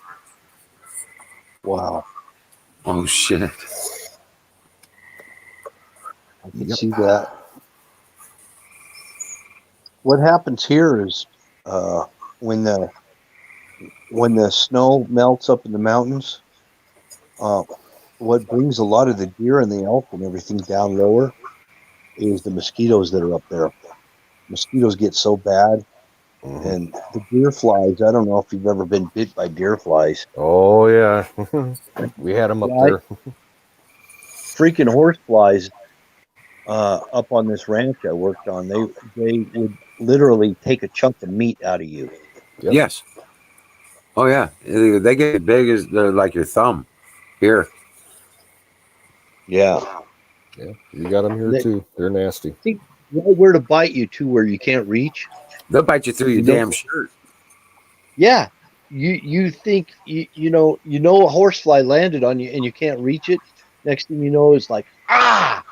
You just get bit by a freaking horsefly or a deer fly. Same way, deer fly love the back of your neck and they like to go in your hair. Yeah. And the no-see-ums down there. Last time I got bit by no-see-ums was in Florida, and I didn't think we had them out here. And I went out to that creek out in the desert. I think it was no-see-ums that was biting me. Yeah, I've never encountered them. They're called chiggers. All right. They're not chiggers. Bite your ankles. Chiggers will bite you anywhere they can. Now, no-see-ums are more commonly known as black flies. That's what I think they were. I think they were black flies. Because the reaction, it wasn't like I actually had chiggers up and down my ankles down in Texas. I mean, they went all up my shins. I never got bit anywhere else. It's just walking through high grass, and I get freaking nailed by chiggers bad. And they left scars. Eventually kind of healed up. My brothers they'd got somewhere and got chiggers from head to toe. Looked like they had chicken pox. Yep. My grandma goes, they go up to my grandma. And it's like big family get together thing. She goes, I think we got chicken pox. And she goes, oh my Lord, they're not chicken pox. They're chiggers. Chiggers? What are chiggers? She goes, hold on a second. She went in the house, grabbed a bottle of fingernail polish. And painted every one of those dots on those kids with fingernail polish and told them to sit on the porch. Don't itch. Don't scratch it. It was like one of those posters from the guy that did the Saturday Morning Post or something, I had Norman Rockwell. Oh yeah, it looked like one of his posters in my memory of that thing. It was like 125 degrees in the freaking summertime down there, and 100% humidity. I mean, it was the most unbelievable heat you've ever seen down there in South Texas, south of San Antonio, near the Mexican border. I've seen that here. And I was wearing shorts. Yeah. I was wearing shorts and I was walking through some high grass. I'd never got bit by chiggers. I come back and my freaking legs were just pocked. I was wearing shorts and flip-flops. Anywhere that the elastic bands are against your skin, you're going to have 100 of them. Really? Yeah. Elastic bands, socks, waistbands. Yeah. That's where they go. That's what they like. Oh, I hate diggers. And then fire ants. I That's got when you learn to wear blue jeans all year round. fire ants. You don't even know they're on you, and then they all bite you simultaneously. I Yep. got We don't covered. have that up here, thankfully. I got covered in fire ants down there. I'd be down in a ditch. I was doing concrete in Dallas, and I Oh, was shit. pouring these concrete manholes. And that there, I mean, that was like 112 degrees. It was freaking hot. Had to have forced air pump piped in, and I'd go inside and I'd strip the forms out of the inside of these manholes. And then I'd Right. have to get down with a trowel and a brush and everything, and uh, and finish off the inverts and inlets, and finish them all off and make them real smooth so nothing will catch on them. Where the pipes fit in to the bottom part of the manhole, and I'd strip the forms. I'd be standing on a piece of plywood, and it was so hot. I mean, when you strip those forms, it's like ammonia. Okay, that green concrete inside a manhole is high ammonia gases coming out of that. So you And were wearing scuba gear? I would go through. What's that? Were you wearing scuba gear? Oh no, no. We had a blower on the outside of the ditch uh, that was blowing air into the manhole so you could Okay. breathe. It was just a blower, a little Honda blower type of thing with kind of an accordion like uh, thing that goes down in there, and then I'd strip those forms. I'd climb back out of there. I would drink. I would literally freeze 3 1-gallon jugs of water, and I'd go through all three of them every single day. I'd just be wringing wet. Right. That was a very, very miserable job. But it only gets hot like that here. There's only 2 weeks, the last week of July and the first week of August, traditionally. Those are And usually. that job, that manhole job, was a guy that I met in church.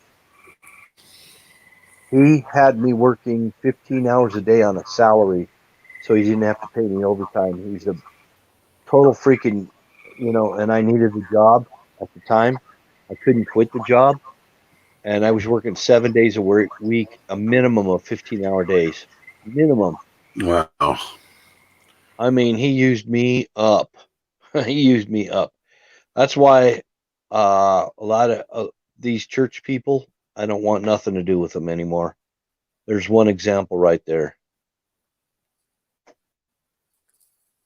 I got a bad taste in my mouth for church people that use church as a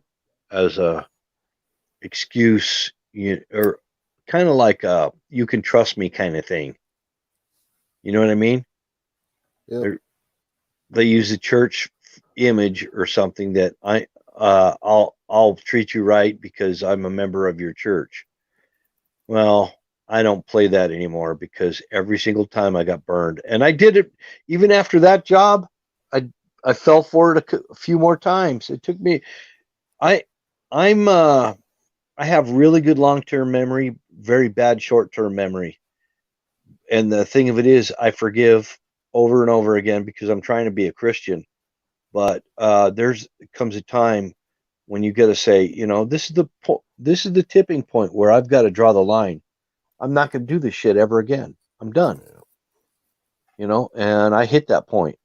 So anybody who wants to make me a deal from church, it ain't happening. And I'm not Mormon anymore, but it happens in all kinds of churches. Now, I have a natural distrust for overly religious people. Way too many occasions I've become acquainted with people, and they push and they push and they push, Like, they're not missionaries, but they feel that they have the need to, explain their Judge religion you. to you in the They most have a need awkward to of judge you. situations. And it's rather obnoxious, Yes. especially like when I'm at work and you get a customer that comes in and they're a Jesus freak or whatever. Well, a little background where I live, about 3 miles west of me, there's an outlawed Catholic shrine. Some batshit crazy people live there and run this place, and it's basically a religious scam, and it's been going on for about 30 years. They've been excommunicated by the Catholic Church. Anybody who goes there to worship basically faces excommunication from the Catholics. And it all started because this lady who lived on a farm 30 years ago started getting visions and thought that the Virgin Mary was walking through her cornfield and talking to her. And these people lived about 2 miles downwind from a hazardous waste incinerator. So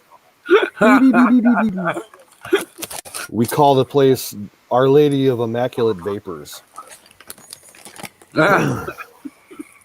But it's sad because they attract people from all over the world, religious pilgrims, a lot of them from South America and Central America, and they come Can you up say the by the radon study? They do radon communion. they get these people that come by the busload, and they have big like weekend events and everything, and they used to stay in all the local motels here, and they would come into the gas station that I worked at, and just they were like complete brainwashed zombies. Wow. It was sad. That's cult. That's a cult. Yeah. That's not the occult. It is a religious cult.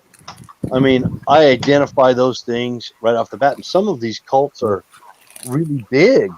I mean, They had someone died at the compound about 7 or 8 years ago.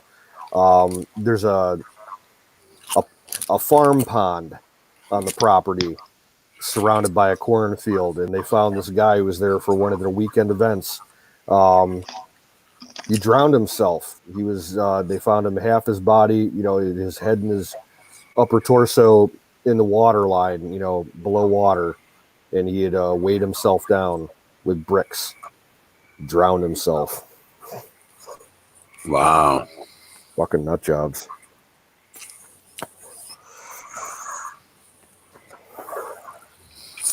well, we've got these spin-offs of the Mormon Church out here that it's where their polygamy cult. So the Warren Jeffs thing, that's just one of them. I mean, there's so many little splinter groups around here. Yeah, it was announced on the radio the other day. They've now legalized polygamy in Utah. They did. They legalized it. Oh wow. Yeah. I didn't see that. Yeah. And it's setting a That's precedent. disgusting. They're doing it to set a precedent. Mm-hmm. I knew that the gay marriage thing was going to lead to this. The first thing that came out of their mouth when they were trying to get the bill passed was, well, gays can get married. Why can't we? You see how that works? Yeah.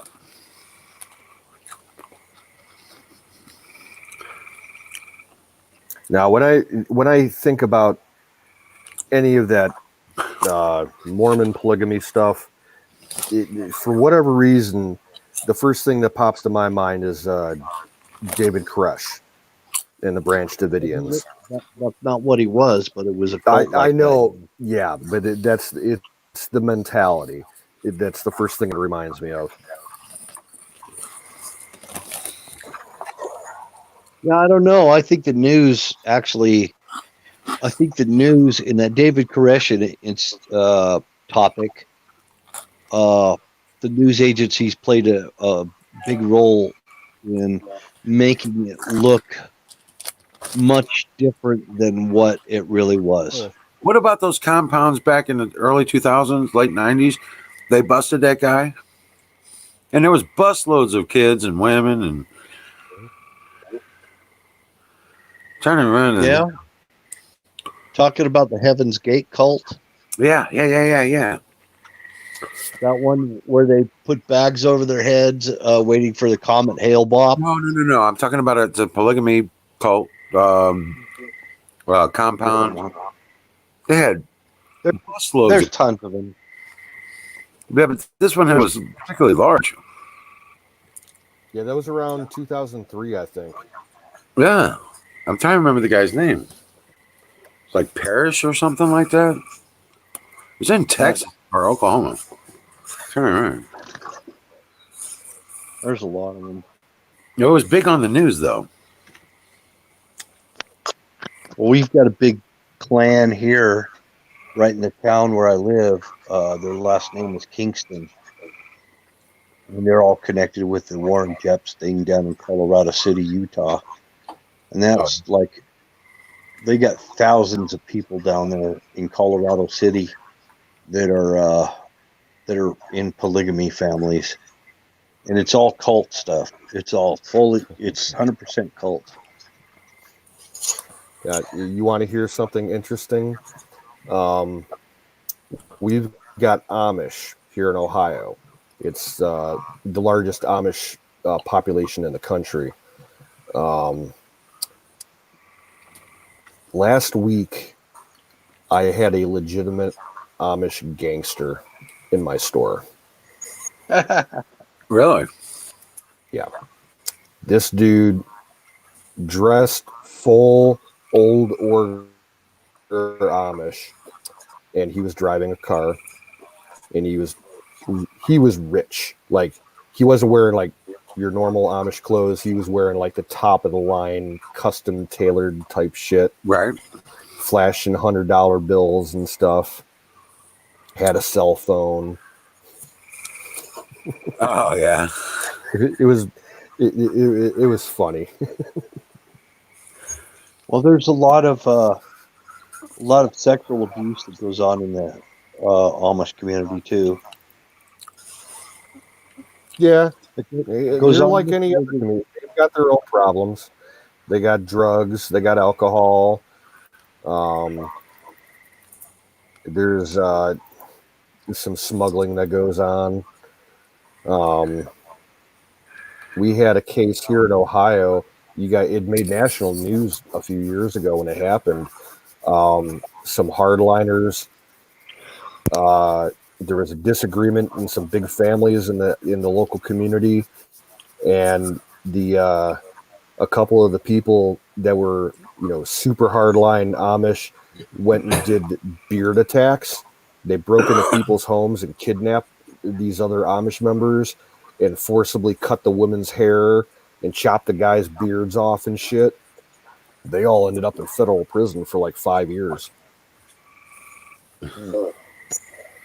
Well, they You're need into to tires. You're still awake. I gave the wrong guy a shave. You mean you killed him? No, I cut his beard off.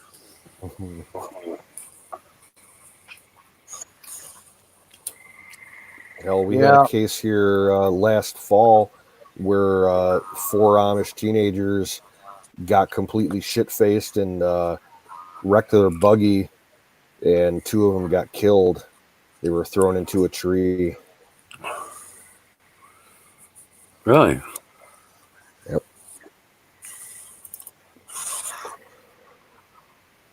I'm so wasted. Cheers. Come up on stream, Aaron. Show us how wasted you are. Come on up, bro. He started up another stream, but it's over now. Yeah, I saw it. Aaron, come up. Try to come up on the community chat here. Try and come up. See what happens. See if you can do it. Come on, Aaron. You can do it. The goat commands you to make yourself known here. Yes. Yes. Yes. Be one with the goat. Obey your goat overlord. Obey the goat master. Oh man. Ugh.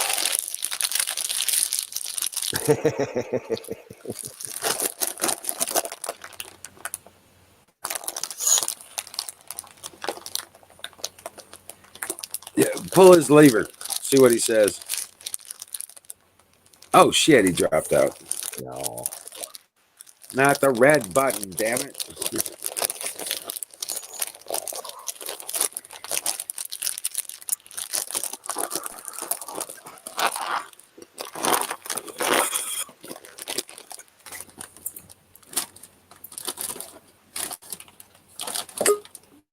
There he is.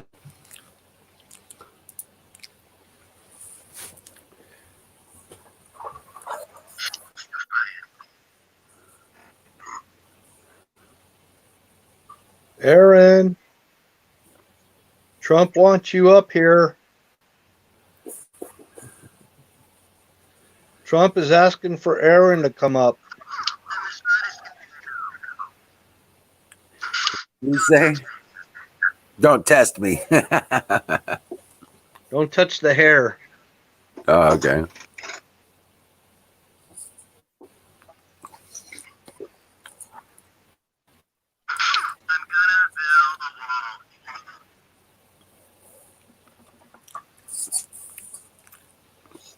We're waiting on you, Aaron. Come on. Don D. Rum. That makes for another fire in the bowl. Go ahead and kick that goat. Let me load up here. Brought to you by Sausage Gravy Biscuit Farms.com.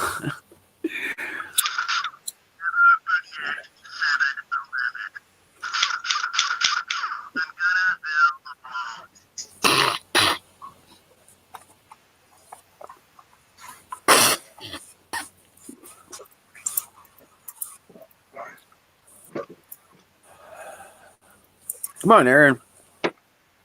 You can do it. There it is. There it is.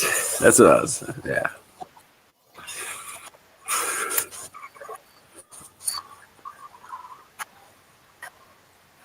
Right.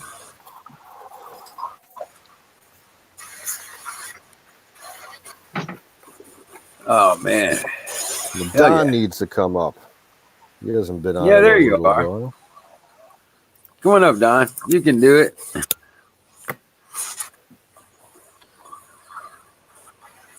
In fact, I wanted to talk to you. Go ahead, bring it up. Come on up. It's on the screen. Did you say you're looking for a new job? Is there something wrong with your job? Yeah, I remember him saying that the last time I saw him.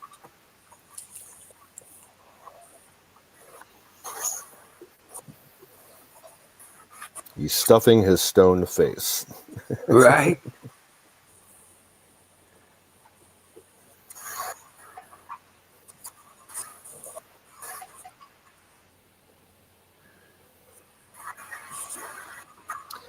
Don needs to get a job with like SpaceX. I know, right? Or something like that.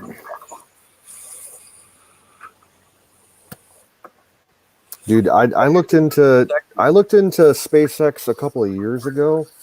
4 or 5 years ago, they were hiring security guards, $25 an hour to start. That ain't bad. No. Where? SpaceX. Wow. Yeah, but you know you're gonna start out on Graveyard.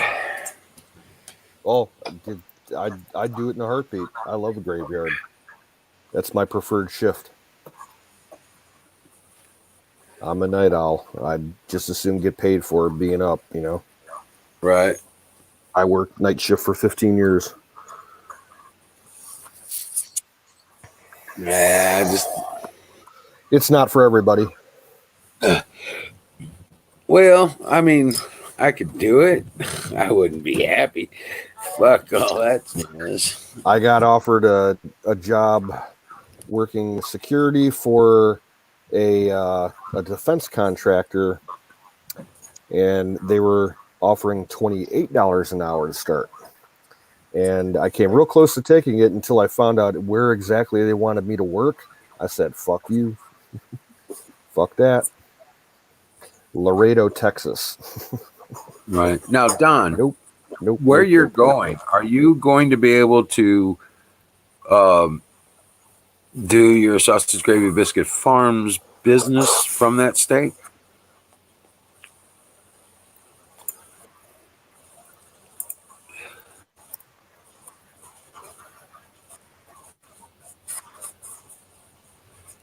Man, I wish you'd come up on screen, talk to us.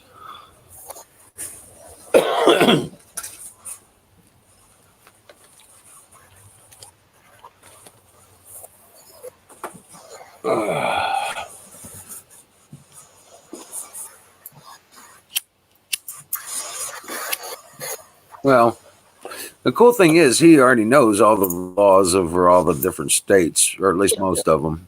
Yeah. So he knows where he's going. I need to...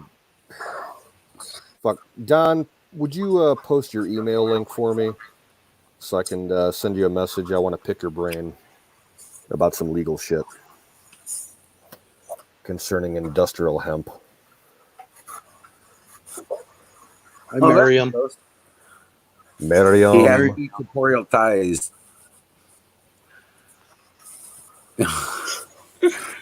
You have come back to the land of the living. Cool. Thank you, Don. Write that down. It's not sausage gravy biscuit pervert. It's okay. Yeah. That Gmail. Right. It's not hard to forget. I mean, it's not hard to remember. It's like, whoa.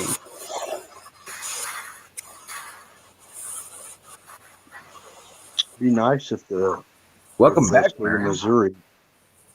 Do what? It'd be nice if the state of Missouri does more than just decriminalize it. What else do you need? It's decriminalized. Did you know that grow it? Missouri is the only place in the country where it's federally legal to grow marijuana? Oh, it is legal there? No, in one place, in Missouri. Missouri, it's Mizzou, isn't it? Missouri University, or is it Missouri State? One of the two, the big universities. They have the only federally approved growing facility. And there's like maybe 400 patients that can get it legally from the federal government. Yeah, I'm not aware of that, but I think you're talking about Missouri State University, MSU. Yeah, it's one of the Columbia. two. It's out of Columbia, Missouri, right in the center. Yep. The state. They're responsible for a couple of the major groundbreaking strains that came out in the 80s and the 90s that are like kind of the precursors to today's high-end weed. Yeah. The hybrids and the hydroponics experiments, yeah,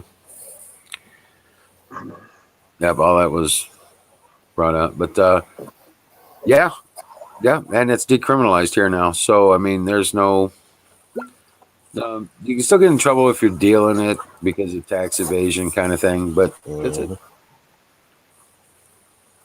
What about growing it for your own use? 6 plants.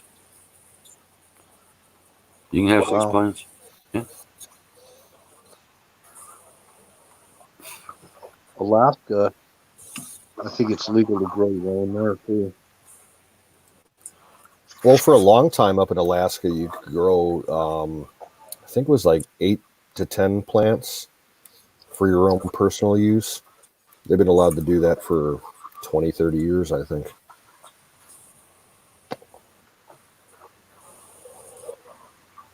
Yeah, my daughter lives up there. She just told me that her husband is going to be furloughed from his job until December, and she has been let go. So they're trying to make some pretty hard decisions right now. Don Trump, the MSU, Missouri State University. Yeah, decriminalization is a lot better than legalization because it doesn't put a government mafia between you and getting your stuff. Decriminalization just basically says, okay, we don't think it's against the law or shouldn't be against the law, and we're not going to make any laws regarding that. Just, it basically returns it back to the power of the people. Yeah. As long as you're not evading taxes and in your dealings and stuff like that, you probably could get away with getting, you have to get a, business license and stuff for it too. If you're going The way to they got it set up in Ohio is fucked up right now. Yeah, they set up mafias. That's what they were trying to do to us. They were basically selling the permits for, I think it was 16 grow sites across the state. And the only people that could get involved with it were multimillionaires. Right. To control to control it and make slaves out of the people. Yep.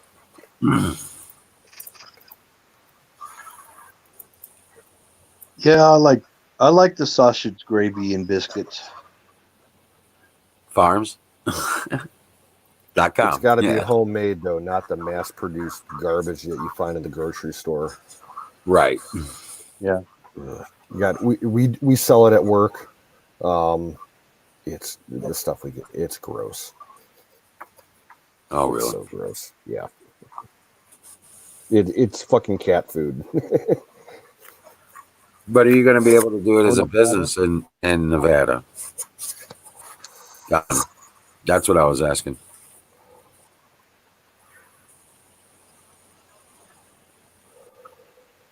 I think you can in Colorado. Well, I'm sure you can in Colorado. We know you can in Colorado. They do it all the time. In fact, people didn't have to pay state taxes. They got a check from the state.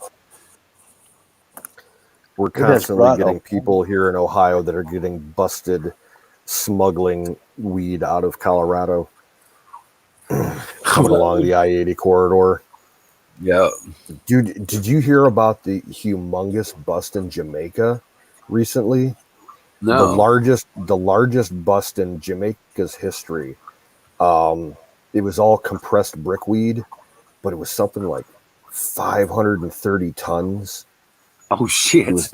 It was insane. Oh man. Oh, that sucks. Man, I haven't smoked brickweed in a long time. Reg.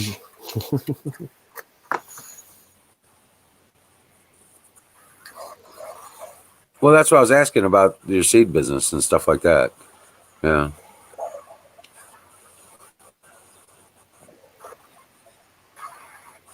Yep, seeds.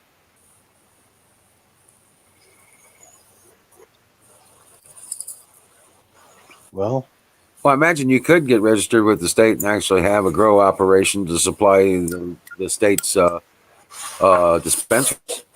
You know what I'm saying? I'm sure you could do that. Humboldt County, California, it is legal to cultivate it, and there's no limit. I'm thinking Humboldt County. Yeah. That was Humboldt County was notorious before they legalized it there. Yeah. Part of the Weed Triangle.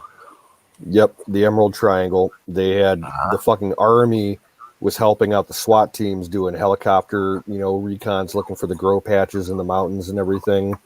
It was nuts. And the people that were growing out there back then, in order to protect their crops, they were setting fucking, booby traps and shit. Yep.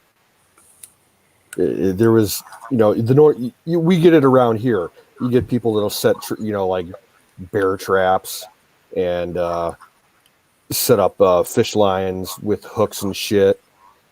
Oh But shit! out in California, like some of those people are tied with the fucking Mexican mafia.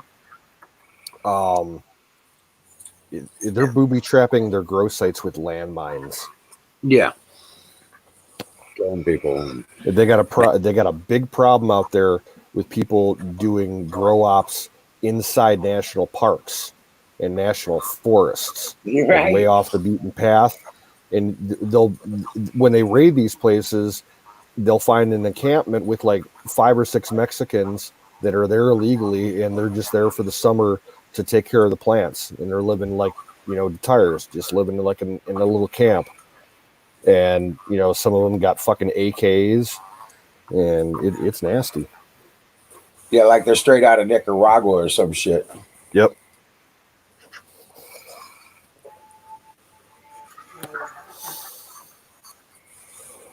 Yep, I'm thinking Humboldt County. They will actually the people that live there will they have like co-ops and stuff.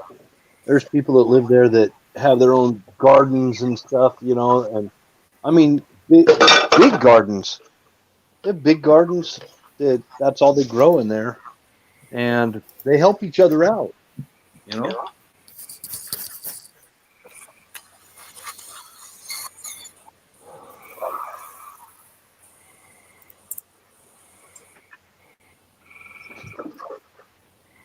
Now, I don't know if you guys follow corporate weed, like all the legal weed stocks that you can buy into. A lot of it is based out of Canada because they legalized it before we did. Because back in the 90s and early 2000s, before a lot of it was legal here in the States, other than California, Vancouver was the hot spot for weed. A lot of the industry got started up there. Their market is under such tight government control now that the stocks are going completely bonkers. They have been for the last year. There's a couple stocks that like people made millions overnight and then lost them like 5 months later. It's very volatile. See, back in the days of Bush had a meeting with the president of Bush 1 or Bush president of 2? Mexico at the time.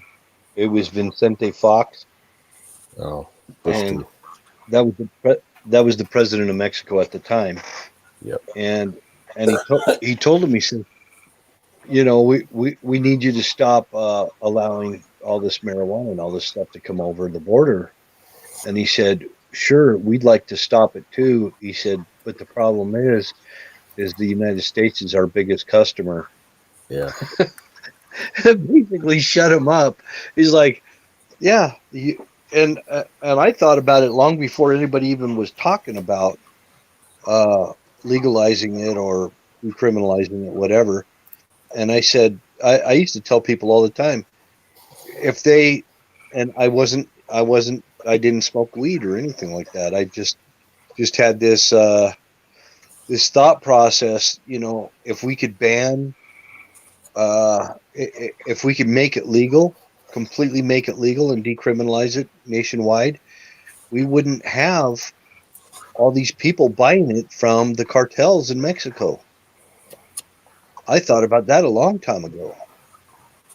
We would just take a huge, it would take a huge bite right out of organized crime. Mm-hmm.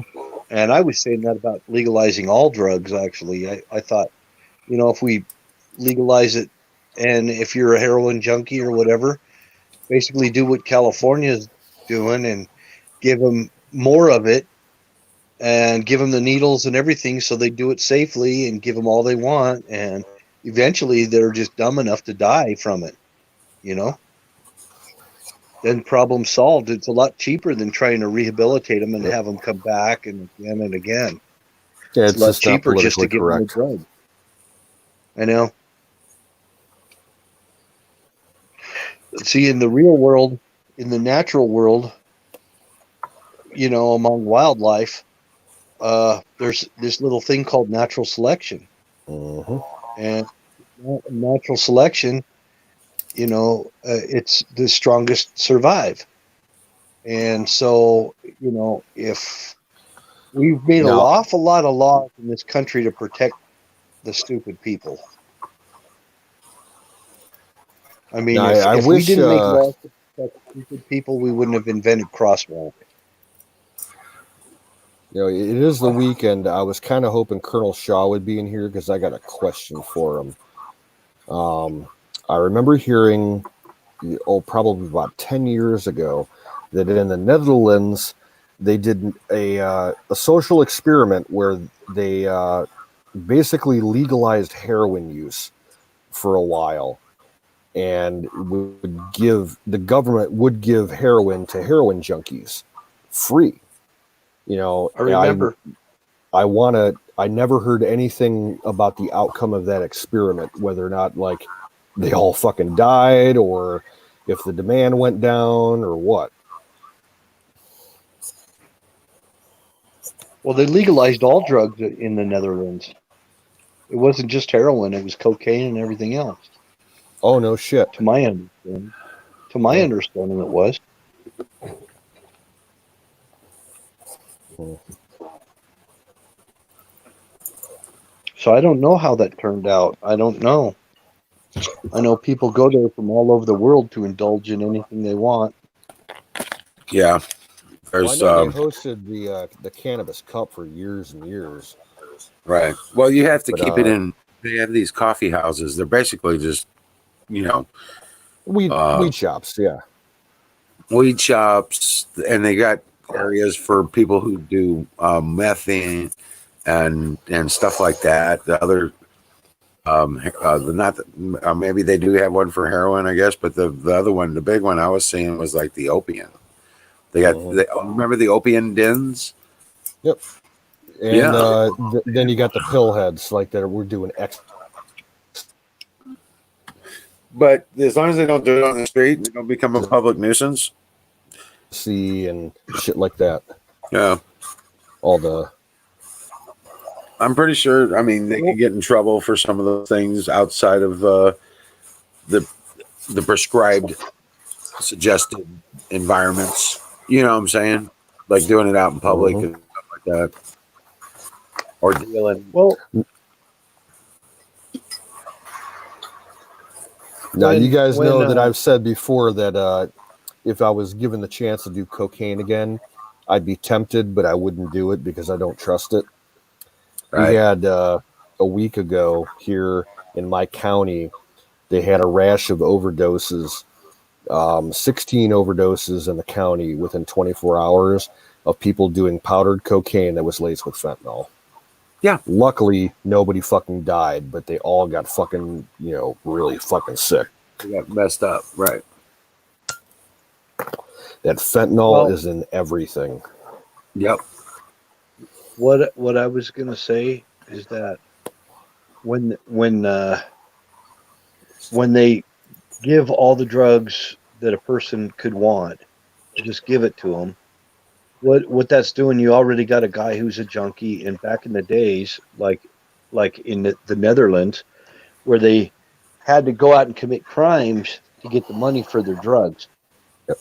So that was their thinking was, it's going to reduce crime, and it did. It did do that in the Netherlands. It decreased crime. It made it accessible to people, and uh, and if they were addicted, they give them all they need and tried to. The state would actually try to wean them off of it and stuff, and some people managed it. I don't remember what the drug is that they give them. It's methadone or something to come off of heroin. Yeah.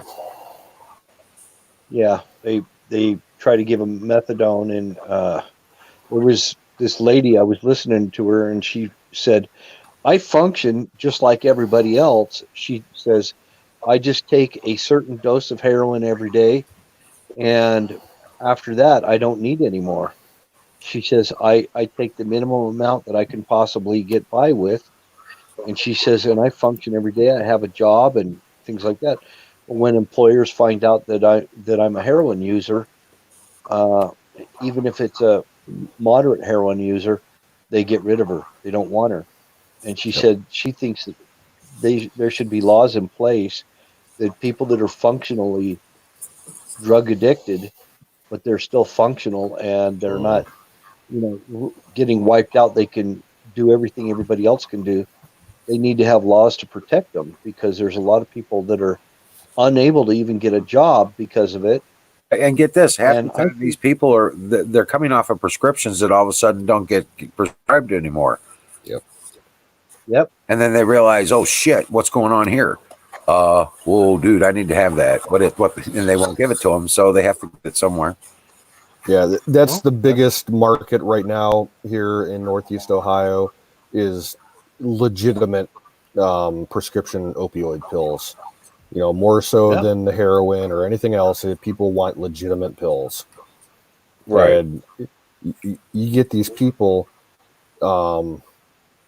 Okay, case in point, the son of one of the owners of the company that I work for, he died 4 or 5 years ago from an overdose. And he was buying Oxy's black market for $60 a piece.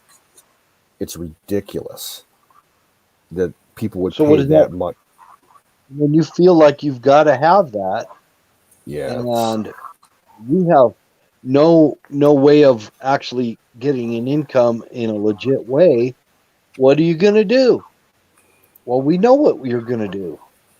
If somebody's on that shit that's that addictive, it doesn't matter what it is. They're going to go out and commit crimes. They're going to do something illicit.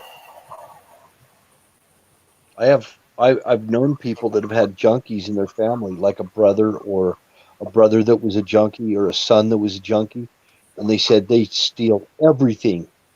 They rip them off blind, Yep. and they keep coming back and saying, "I'm sorry I did that," and then they do it again, and it's a roller coaster with these people. Yep.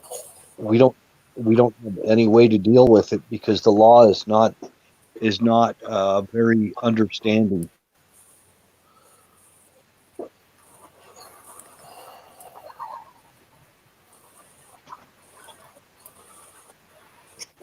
They can't just snap out of it for something like that. You just can't.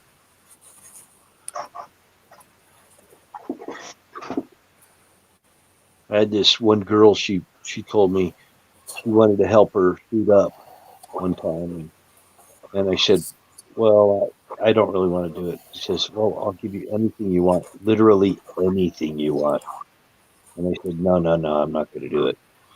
And was doing something called skin popping with cocaine. Oh God. That Yeah, just sounds she bad. was she was shooting up cocaine. She wanted me to help her shoot up, and she was gonna, like I said, give me anything I wanted to help her.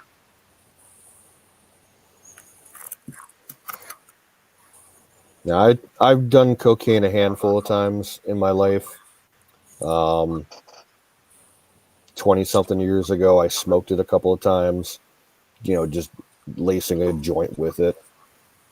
Didn't really get anything off of it. The first time I ever snorted it was 20 years ago. The first 3 times I snorted it, I got absolutely nothing out of it.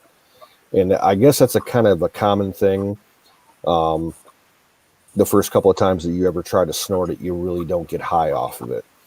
But about 13 years ago, I went through a real tough patch with a breakup, and a friend and me bought an 8-ball and did it over a weekend, and it was fun, but I don't think I'd want to do it again. I don't think my heart would take it. I couldn't do the nose thing. I thought that was horrible. I was like, Oh, after that weekend, my nose was fucked up for a couple of months. Oh, I couldn't handle the nose stuff, but I did. I used a steamroller. You know what I'm saying? Mm-hmm. I've done it that way with baking soda and That Yeah, this stuff was cut pretty liberally with aspirin, so it wasn't that bad. It burned. right. You got a decent buzz off of it.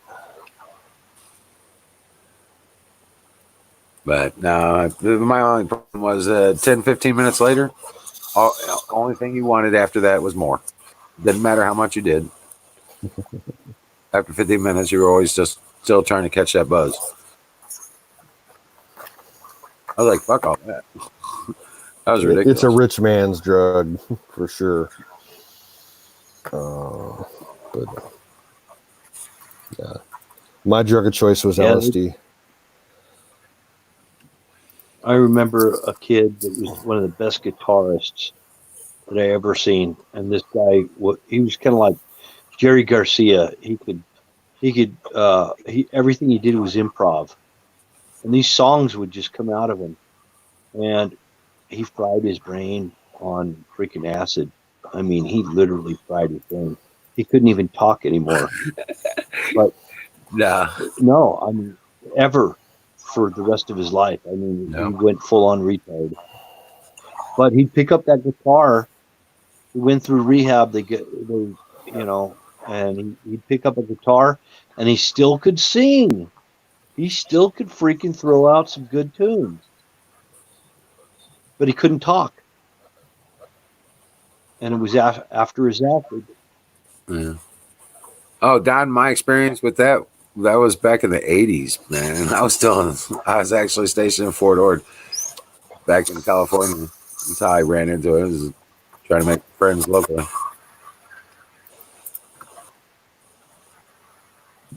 And yeah, that didn't last long in my life. No.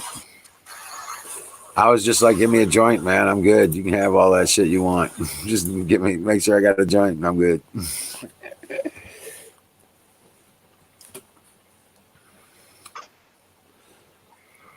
Yeah, in fact, after when I seen him, after he had after he'd fried his brain, I mean, he was so bad, even drool was coming out of his mouth when he would try to talk.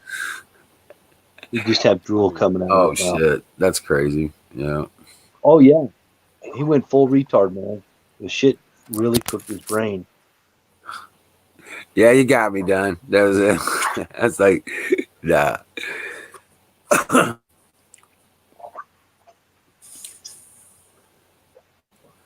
But I don't drink, I smoke cigarettes, I smoke weed, but that's, I can't, my body just, I don't get to get drunk. I just get to get sick. And, I got stoned on liver pills. Some kid said, "Oh, I found my mom's liver pills. Try it; it'll get you wasted."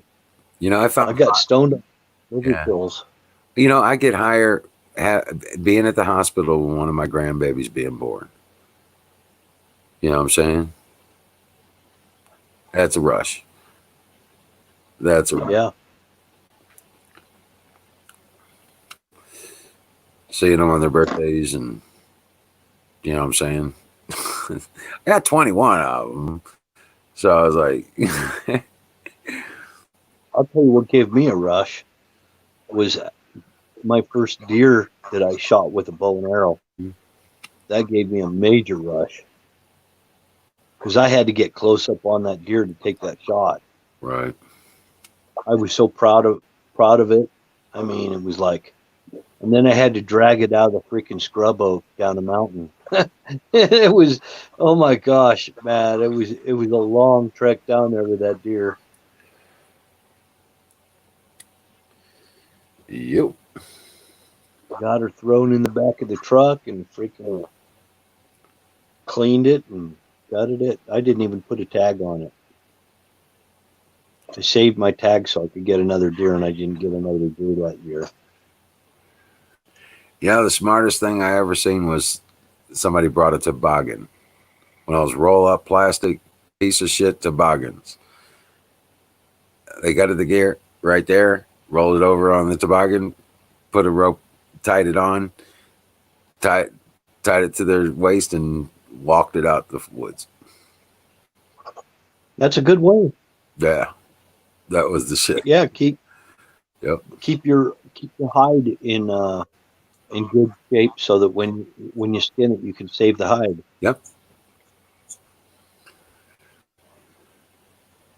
Yeah, that's one of the things about if you're hunting for hides, and that's pretty close to a Native American technique. They used something called a travois, Yep. But that was onto a and mule or usually on a donkey or a mule or a horse. no, just on a couple of logs, like skids, just a couple of skids and Well, that's why they something in between. transported the teepees too. Yeah, yeah, The teepees were their sleds. The yep. posts. Yeah. But that scrub oak, it's real dense, and it's oak trees, but it's like oak brush is what it's like. I get up in there, the deer don't even know I'm there. They don't Oh. even know. I hear them. I hear them. They don't hear me. Oh wow, that's cool.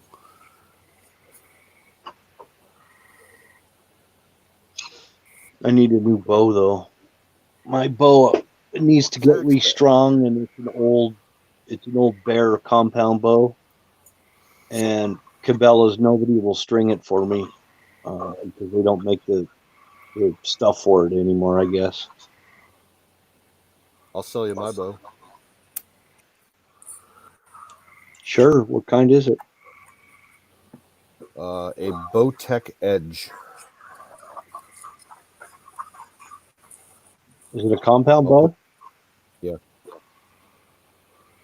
I'll put some pictures together and show you in a day or two.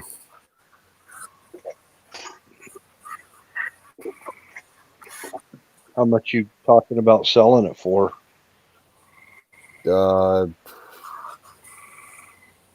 I'll have to think about it. I bought it for 500, so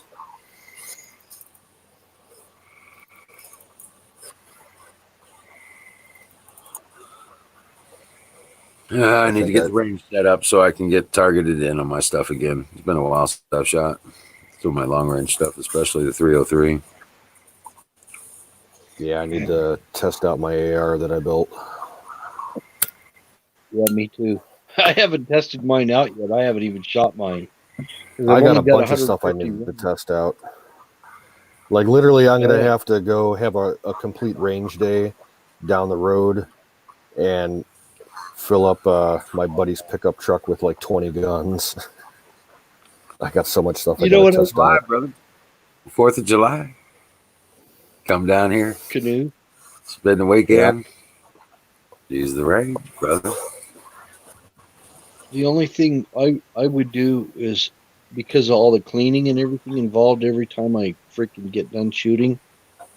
I don't like to take any more than about 3 guns, you know, at a time because I want to spend some time with those particular guns. That's the reason why. Yeah. yeah. I got stuff that I inherited that I have to test out. Stuff that hasn't been Oh, fired in anywhere from 5 to 20, 30 years. So oh, Wow. yeah. I'm big on cleaning my weapons before I go than after Oh I yeah. go. You know, because I want I to make clean my sure shit everything. every 4, regardless if they've been used or not.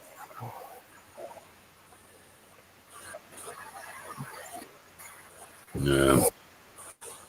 I run patches through them and a brush and everything to see if I could get any rust out of them. And because sometimes you'll get rust and it'll just happen, Yeah. especially with these old Milsurp rifles Yeah. because they don't have those chrome lined barrels and stuff, you know. So they can get a little light coat of rust on them pretty quick.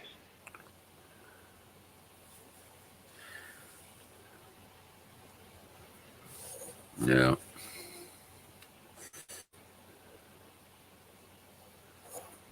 Oh, guys, I'm going to call it here in just a few, actually. I think Michelle said she'd be in like 10 minutes. So I'll stick around until she comes in. If Bill wants to stick around.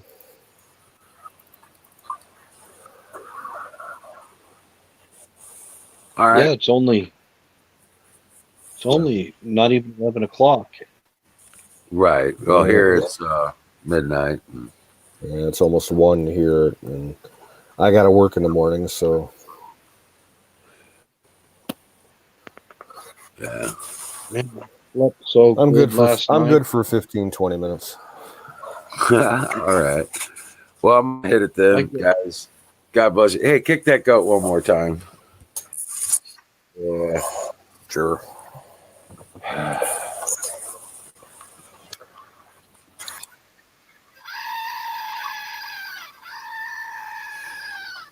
Rock on.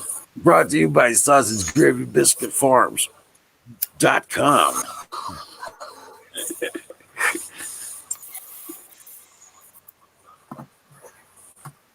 Oh, man.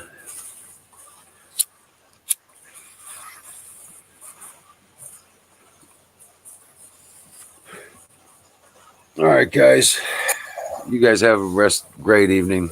I'm going to go get some sleep and hopefully have a big productive day tomorrow. So, Cuckoo. pretty well. Patriots. Have a Be good well, night. buddy. You know it.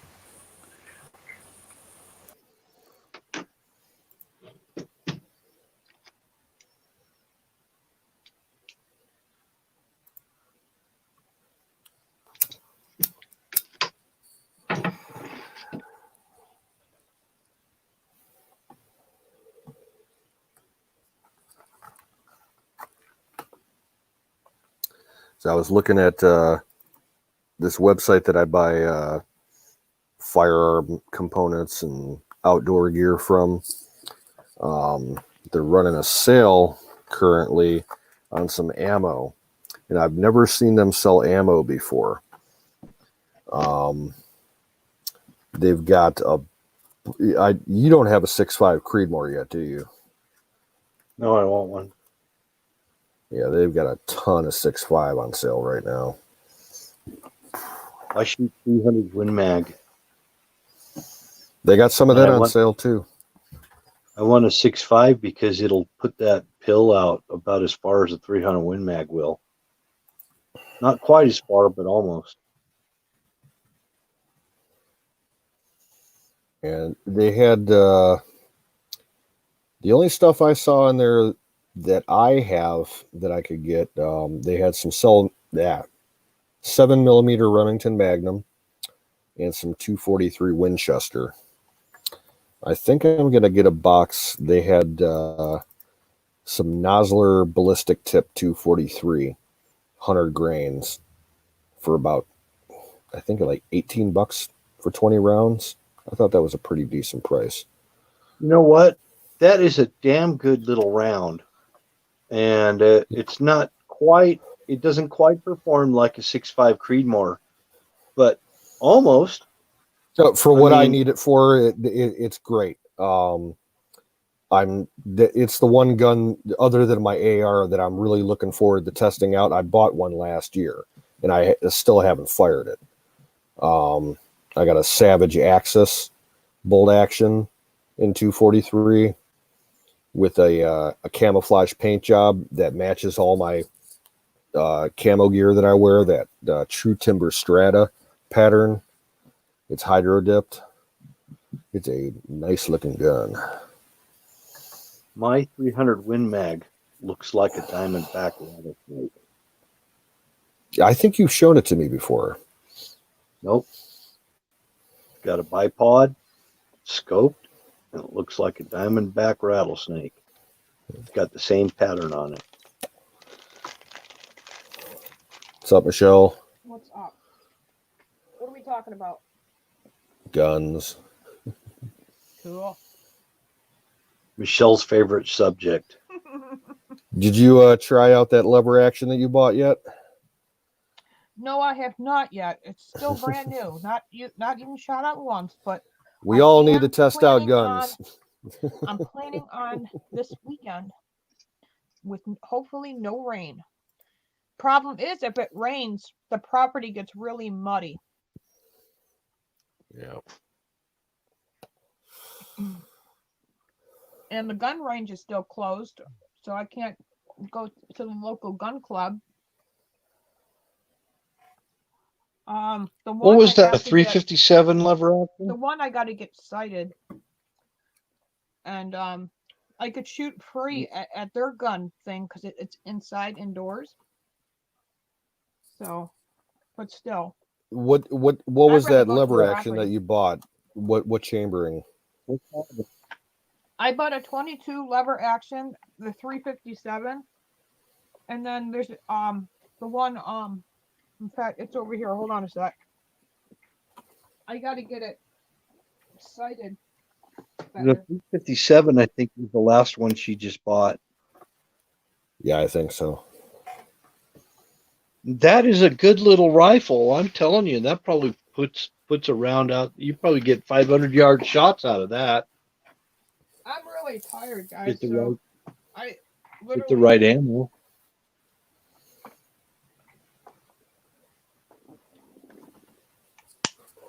this one 500 yards is it's pretty got this good. the sight and everything on it perfectly. It just has to be not messed with, but adjusted. I can't talk today. What brand is the sight? Um, it's called Sight Mark. Okay. They make Sight decent mark. stuff. I have a sight mark laser bore sight for 22. Very handy. Yeah. But I like that. I like these the ones are a rifle. lot lighter than the old model ones because when he did the New York State Safe Act, they had to change the modifications on this completely. Even the clip is downsized. Mhm. So yeah. Probably 10 round or something like that. Yeah, New York's limited to 10.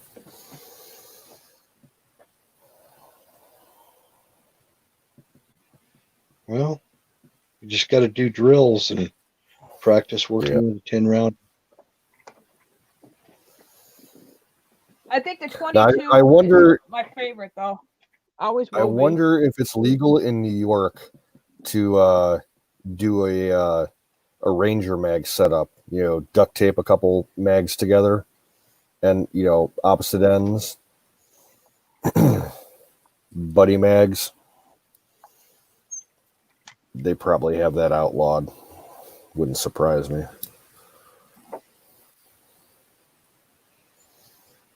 I have to see if I can save that video. They had some type of unit that was there was actually a little clip where you could clip two magazines side by side. Mm-hmm.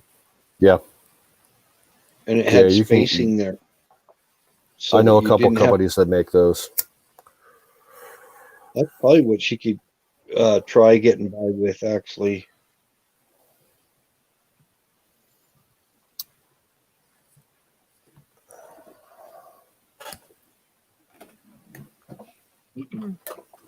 Now, you're familiar with the Ruger 1022?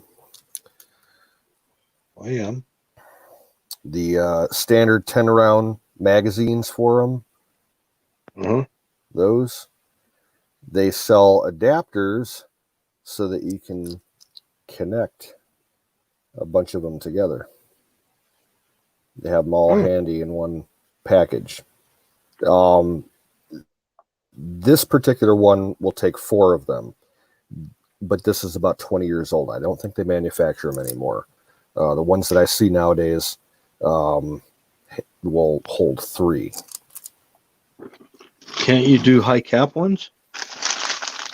Well, if you want, yeah. I have a 25-round mag. And they have fuck, they got 100-round drum mags for 1022s, but that's a little crazy for a 22, if you ask me. But then again, I got a 100-round drum for a my AR. Oh, a ram line. Or is it a Butler Creek? It's a Butler Creek. Yeah.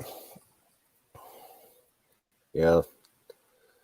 I remember when those came out, they were about the hottest selling item the first week that they came out at the local gun show that they hold every month at the county fairgrounds.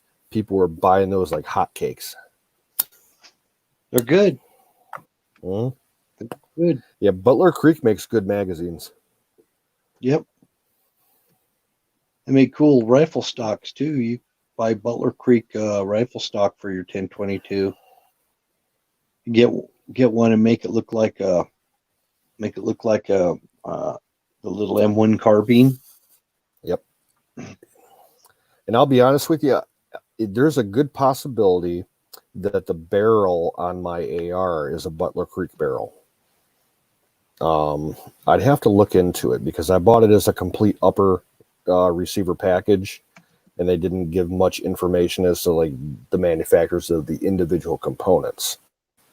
But the company has been known to use Butler Creek barrels, so I'd be impressed if that was the case. I wish I had 20 1022s. I'd like to have 20 of them. I got two Have of them them. all in different configurations and stuff.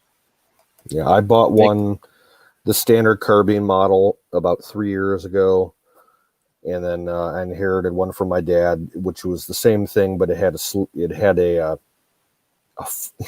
had a flash suppressor on it, a full size M16 style flash suppressor for a 22.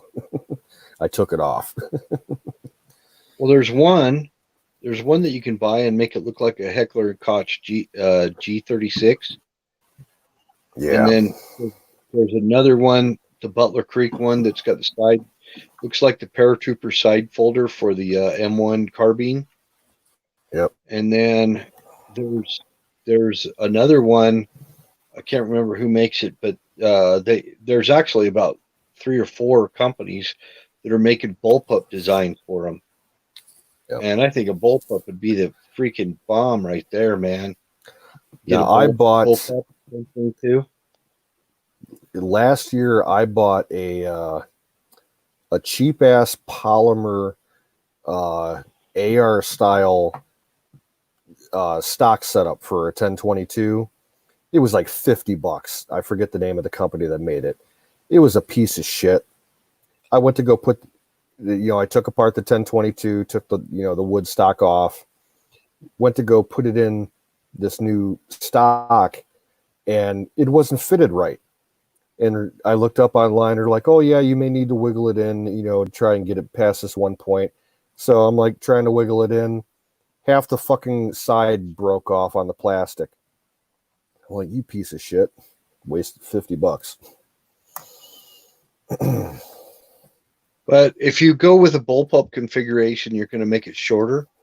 It makes a better truck gun. And you get the full length barrel. And if it was another thing that I would do, I was thinking about just getting a crappy freaking high point 9mm and getting the bullpup furniture for it and turning it into a high point bullpup 9mm. It's going to be so short. I mean, it'll fit right in a vehicle anywhere. It's just so you got a vehicle gun, to stick between the seats or whatever. Because that's probably the time you're going to need a gun, is while you're driving somewhere. I saw an article the other day. Someone made an AR pistol chambered in 22 with a conversion kit, and they had it completely styled to look almost exactly like the blaster that Han Solo used in Star Wars. Really? All right. It actually it looked pretty fucking close. That's funny.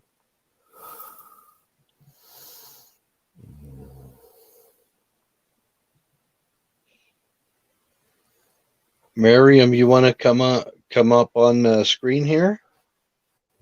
She's too shy. She's shy. Now, I saw a story today that was a little disturbing in firearms news.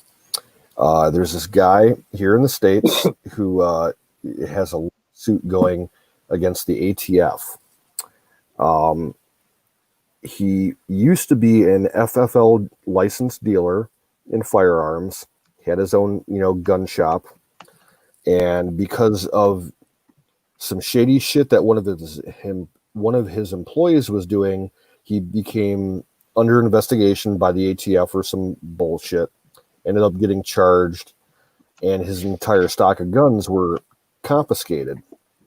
And this happened a few years ago, and he's been dealing with court battles ever since to clear his name, because it was his employee that was doing the shit, not him. But the ATF keeps dragging their feet, and he's trying to get his inventory back from evidence and everything. And they're returning his guns to him in parcels, and some of his guns are not coming back in the condition that they were confiscated in. They've been used, they've been abused. Some of them have been taken apart and reassembled incorrectly. They're missing parts. Some of them were actually fired in raids run by the ATF, like they just used them, for their SWAT teams and shit. Fucked up.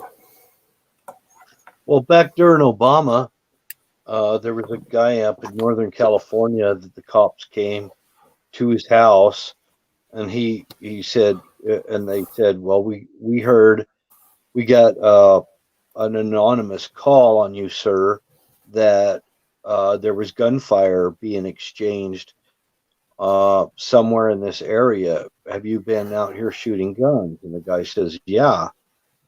And he said,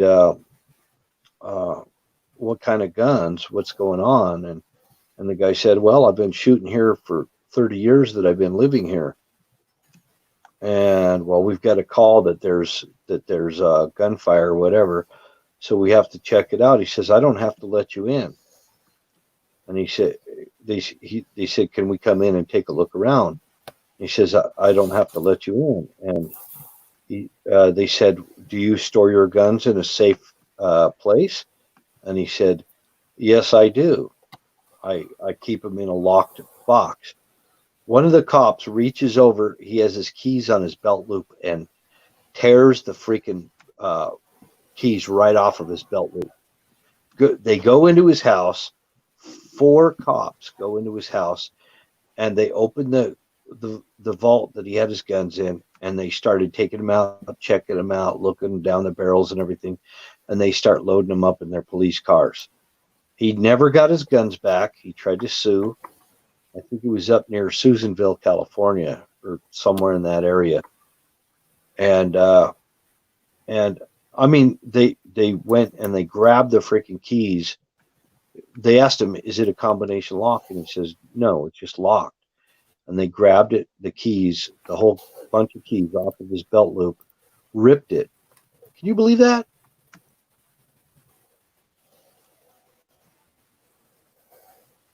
Yeah. We got a guy who lives down the street from me, about 10 properties, so about a quarter of a mile down the road. And there was a standoff at his house with the police department and the SWAT team about 4 years ago. I went to go walk into work one morning, and about 8 o'clock in the morning, walking down the road, and the sheriff's department's MRAP, armored vehicle, comes strolling through the intersection and pulls in the parking lot at my store. I'm like, okay, cool, an MRAP. So I walk into work and look out the window at it, and it's followed by the county sheriff's emergency communications command center vehicle, like a big ass RV, followed by 3 SWAT trucks and a Homeland Security truck. I'm like, okay, something's going on in the neighborhood. they were staging in my parking lot at the store to go confront this guy down the road for me because he had, locked himself in the house and called the cops for some stupid bullshit and said he had a gun. He was going to shoot people. So the guy ended up shooting himself in the shoulder, just real stupid. And they ended up coming in, and he had, I think, 125, 130 guns in his house. He never got them back. They said these cops he ended up doing like 8 months in jail, and they let him loose, and they said, nope, your guns are gone. They took him to a steel plant and melted them. The California guy, he never got his guns back, and they said they never got turned in for evidence. Lost in transit. Yeah, they never got turned in. Everything what these cops did, they broke the law 100%. And they just said, I don't know where the guns are, and they just kept them. And you could hear the cops in the video because he was filming the whole thing. And in the video, they're saying, I'd like this one. This is something I'd like to take home. And he says, I think I'll keep this one. And how about this one? You want this one, Joe, or whatever the guy's name was? And he's like, nah, I think I want that one over there. And they're like helping themselves to which guns they wanted for themselves. You could hear them. You could hear them just talking like that. This is appalling. The cops down in New Orleans when Katrina hit did the same damn thing. They went in people's houses and just helped themselves. They went into pawn shops, gun shops, and helped themselves to anything they wanted. They broke through the windows and everything, and just helped themselves to ammunition, guns, everything. Those people lost everything. And the cops were guilty of it. Everybody says, you really appreciate a cop when they come to help you. But when they're not there to help you, when they're not there to help you, they're there to take from you. That's a whole different story. Or they're there to push one of these damn nanny laws on you. Like you're in a park and you're going to get a citation for not wearing your mask or get arrested. You see, they're trying to push legislation now to completely ban ghost guns and 80% lowers in receivers. Can't do it. They can't ban it because they have no way to find out where they're coming from. They have no idea. Yeah. You can take your AR, and if you know a machine shop or anything like that, you can take your lower and have another lower made. They're not going to be able to do that. That's the one thing they'll never have control over. Oh, you mean but like scribe copying them? Hell yes. Yeah. Okay. Yeah. All you need is a mill. Well, I was actually thinking about investing in like an 80% jig, so that in the future, if I decide to get another couple AR receivers, I could do it. Another one you, because apparently all you need the do-it-yourself kits for making them at home. You just need a decent drill. That's all you really need, and some basic tools. AKs are harder to build because you got to have a floor press because you got to press the barrel. Yeah, they're harder to build, but the materials are easier to make. And if you've got a jig, you can bend a receiver from a flat fold. All you got to do is find somebody that's got a plasma cutter. They'll cut your whole receiver flat. All you need is a template. You get a template, they'll cut your receiver flat, and you take it and put it on a jig and bend it yourself. And then you drill all your holes and blah, blah, blah. If you can parts kit from somewhere, it might get to the point where we won't be able to buy parts kits anymore. So you might want to be able to have all the parts and components to an AK so that you could how this is done, how they do the I'm- dimensions. It's a I computer have thing. I have no experience with the AK. Well, don't be scared of it.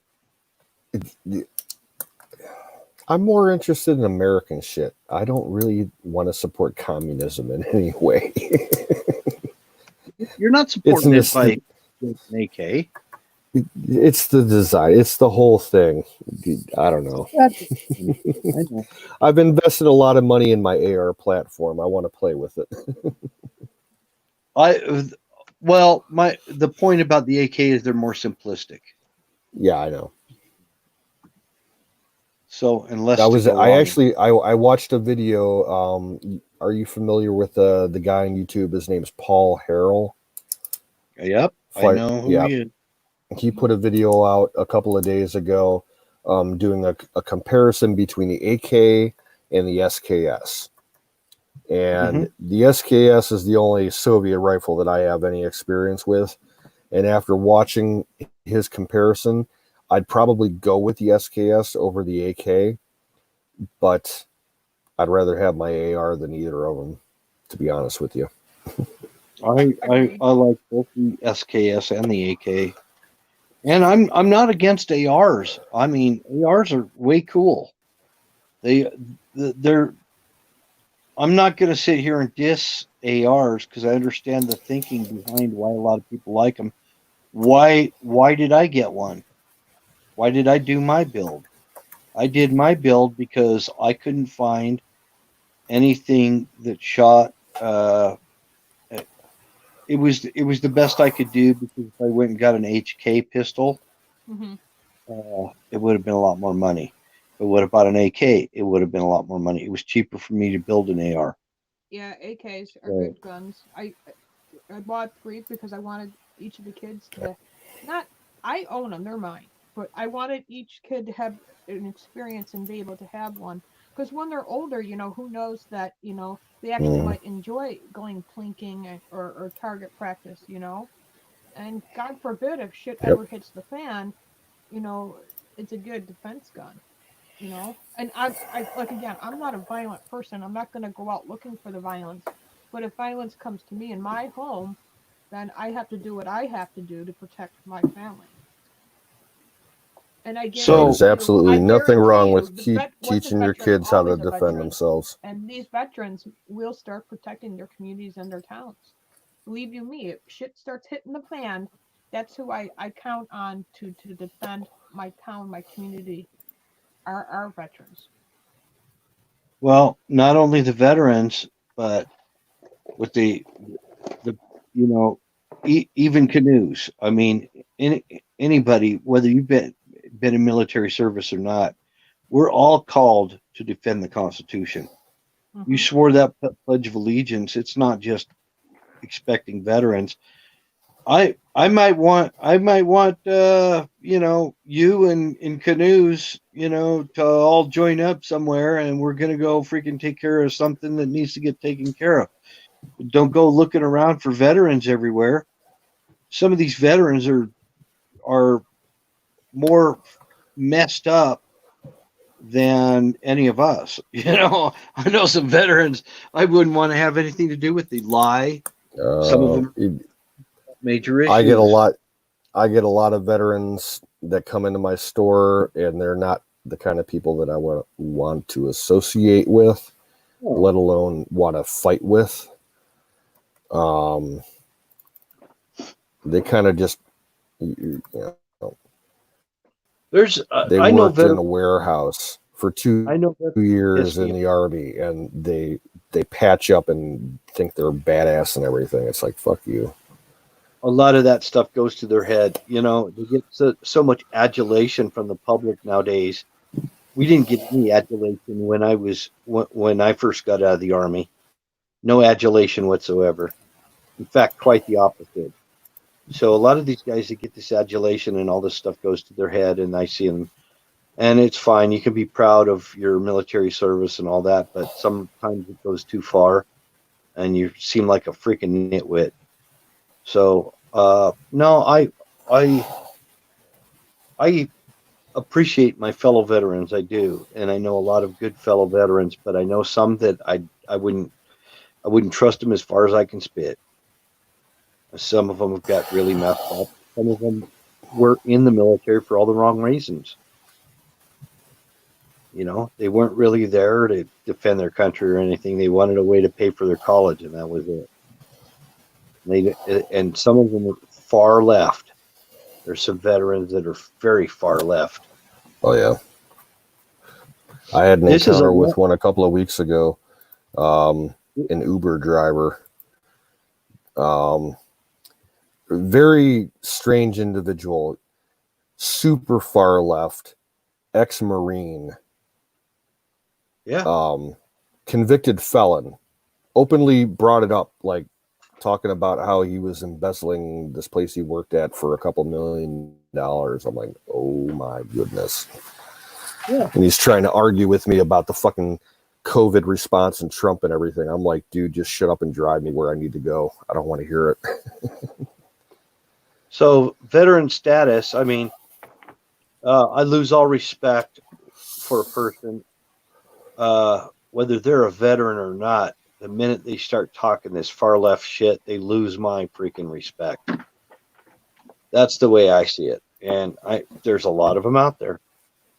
So it's all about, if you're on the same side, okay, pro-life, you're on the side that I'm on.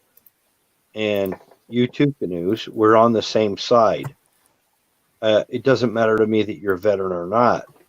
I'd sooner have somebody that I know and that I've interacted with fighting alongside me than some nitwit who's a freaking Hillary supporter who served 20 years in the Marine Corps and probably has had a sex change operation or something, you know.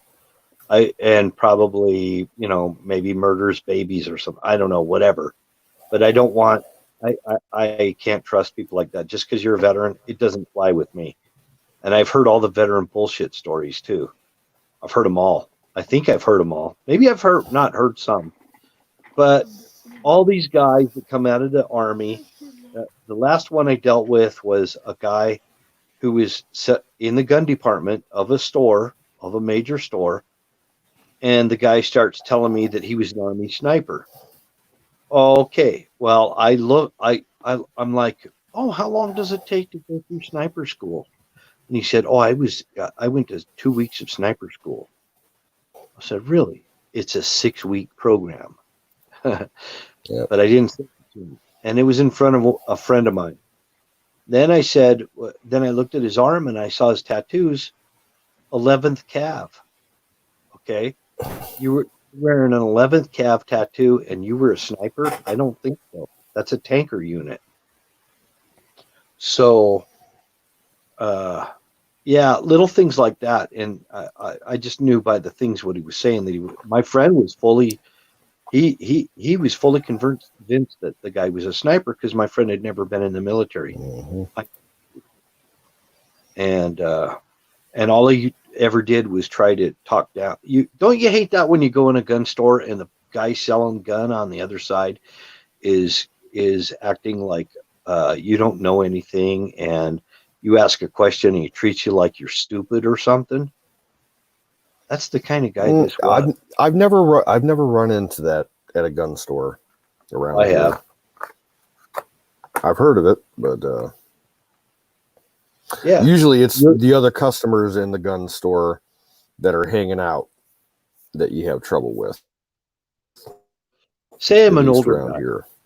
Say I'm an older guy, and I fully know what an M1A is, an M14, and I come into the store and I see something that looks like an M1A, and the clown behind the counter says, "That's not an M1A, that's a SOCOM." Okay. It's an M1A. No, it's a SOCOM. This is some of the people you deal with. Yeah. A SOCOM is an M1A.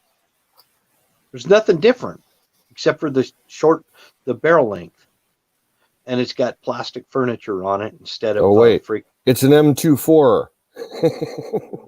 Yeah, no, these are the kind of people sometimes you'll come across in gun stores. and they're talking to you like you're dumb or something.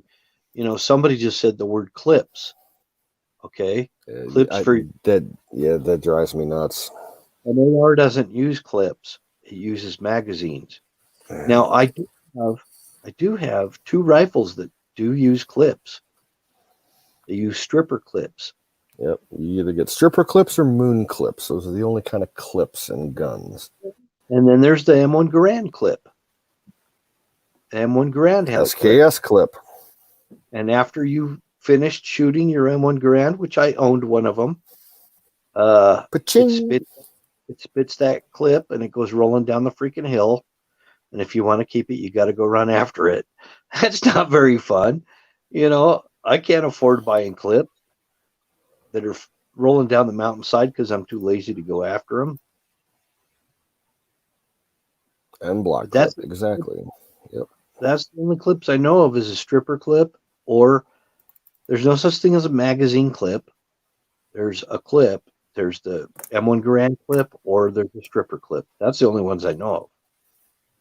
And the stripper clip, then you got moon clips, which are for revolvers, for speed loading. Oh, I just called it a speed loader. I didn't know it was called a moon clip.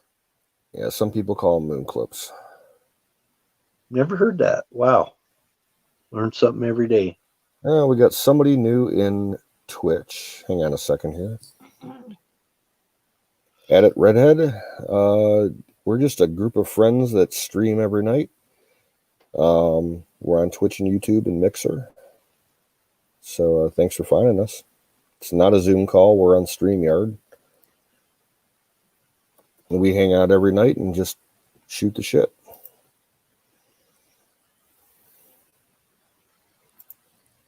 And the chat's a little laggy, so yeah, it takes a while for us to see what you type. Yeah. Michelle, did you get any of that torrential rain yesterday? Yesterday we did, and this morning was super, super foggy. Same here. Yep. Yeah, there was deer actually right on running on the street, and then there was deer running on the property next door to me. The one deer, literally, you couldn't even really see it there, but I saw it there. My dogs definitely knew it was there because dogs are smart like that. And the truck that was coming down the road full speed, I literally thought that deer was a goner. But at the last minute, that deer had enough common sense to jump and leap. If not, it would have been a goner. Yeah, venison dinner for you. Doe, a deer, a female deer. Yeah, if they get killed quick, they're edible. If they don't have too much damage to them. What's that? Yeah, if they don't have too much damage to them. The city I live in, we have the police department has a call sheet. Any resident of the city can sign up every year with the police department, and if there's a roadkill deer, the police department starts calling this list, and they'll just work their way down the list. And if you get called and you're able to come pick it up, you can get a free deer. Yep, Illinois same way. And I think if no one claims it, they call somebody who will process it and donate it to the local food bank. Now, do you have to get a permit to build a fire on your property? Yes.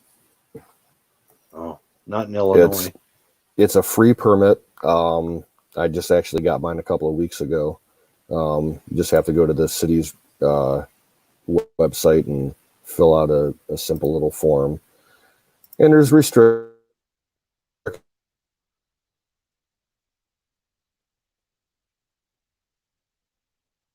and guidelines that you have to follow. Yeah. Hotspots fading. There we go.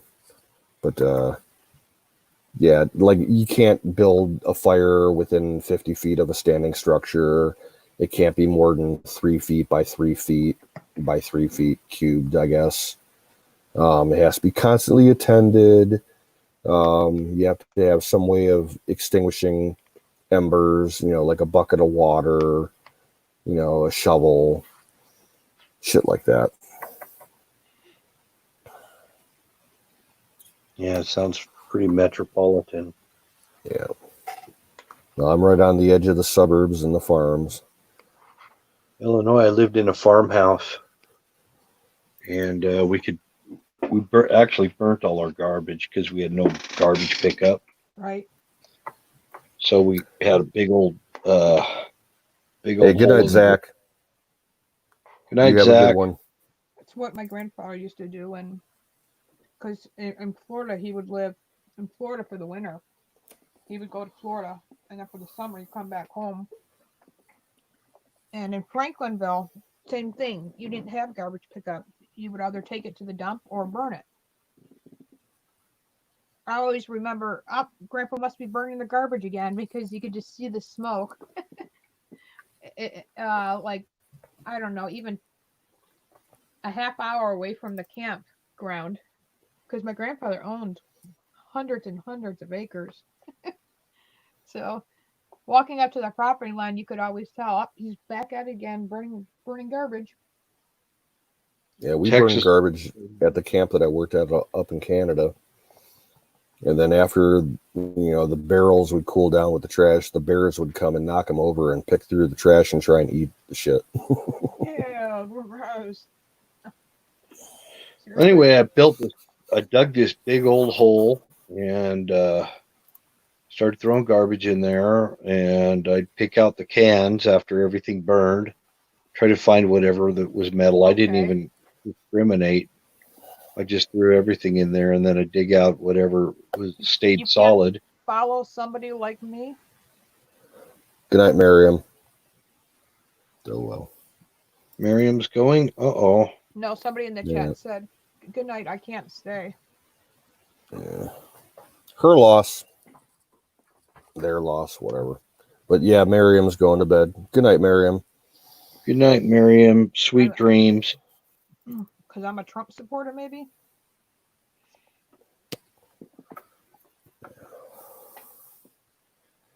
Trump train. Oh, 2020. Choo-choo.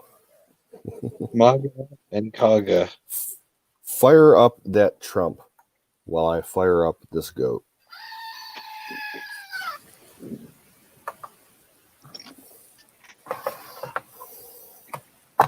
Trump is watching. My IQ is huge. It's so huge. Forget 7-Eleven.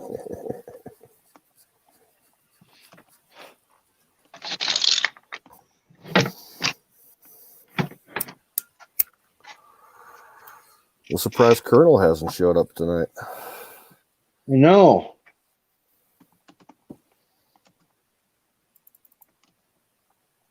There's a few people. I haven't seen Florida in a couple of days. I haven't seen Florida. I haven't seen Lady Liberty.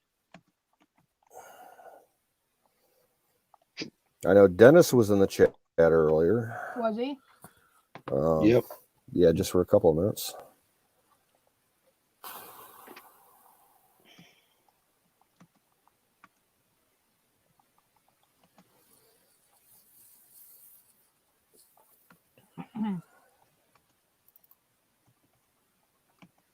I'm waiting for a reply. Sorry, guys. I don't think they're there anymore. I think they left already. All right. I think of female warriors. One of the female warriors that I think about is Bodacia. Is it Bodacia or Bodica?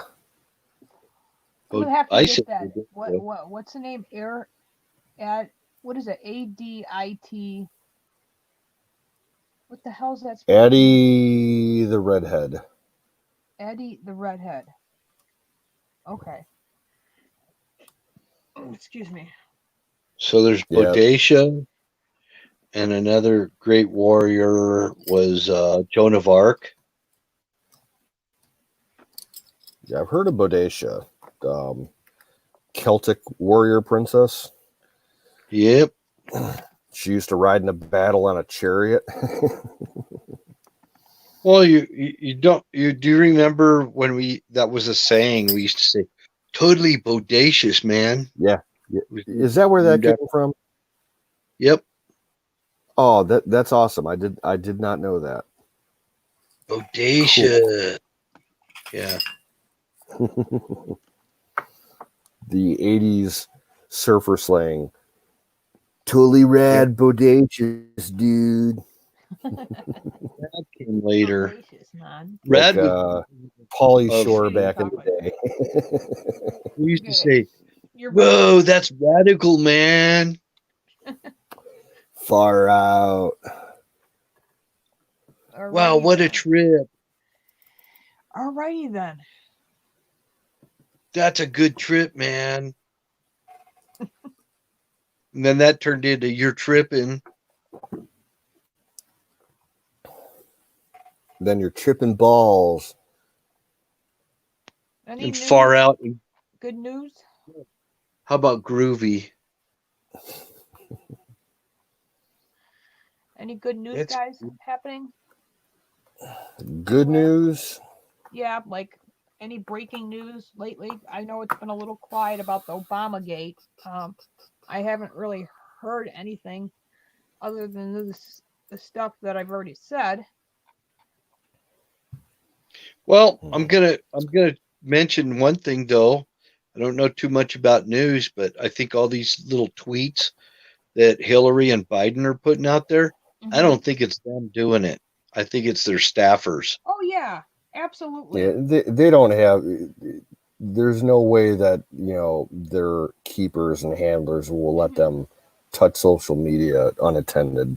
That was confirmed by other staff members, including Congress, because when I went to D.C., I knocked on a lot of doors. Republican. I even went to some of the Democrats so I can go off on them. And the one question that I did ask a lot was, are you the ones that write on their social media, or do they do it themselves? And most of them did admit that they themselves have personal staff members who sent out the messages on social media. Mhm.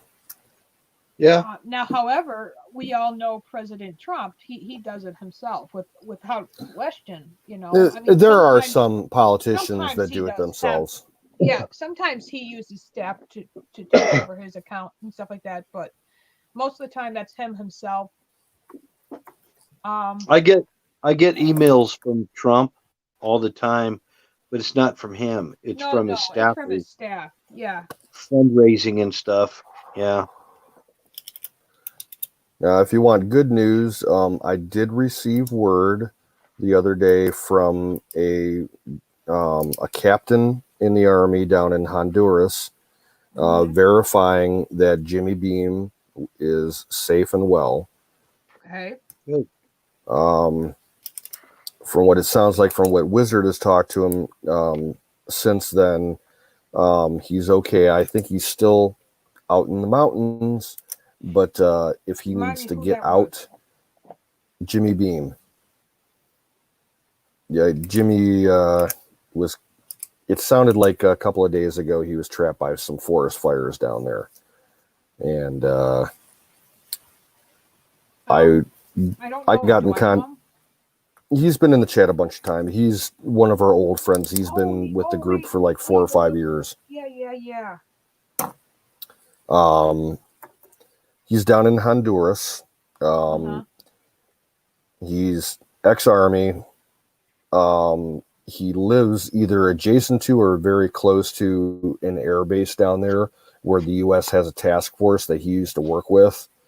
So the people on base know him. He apparently called Wizard a few days back in the middle of the night and said that he was like in the mountains off base and he was surrounded by wildfires and he didn't think he was going to survive. So Wizard called me and I ended up getting in touch with the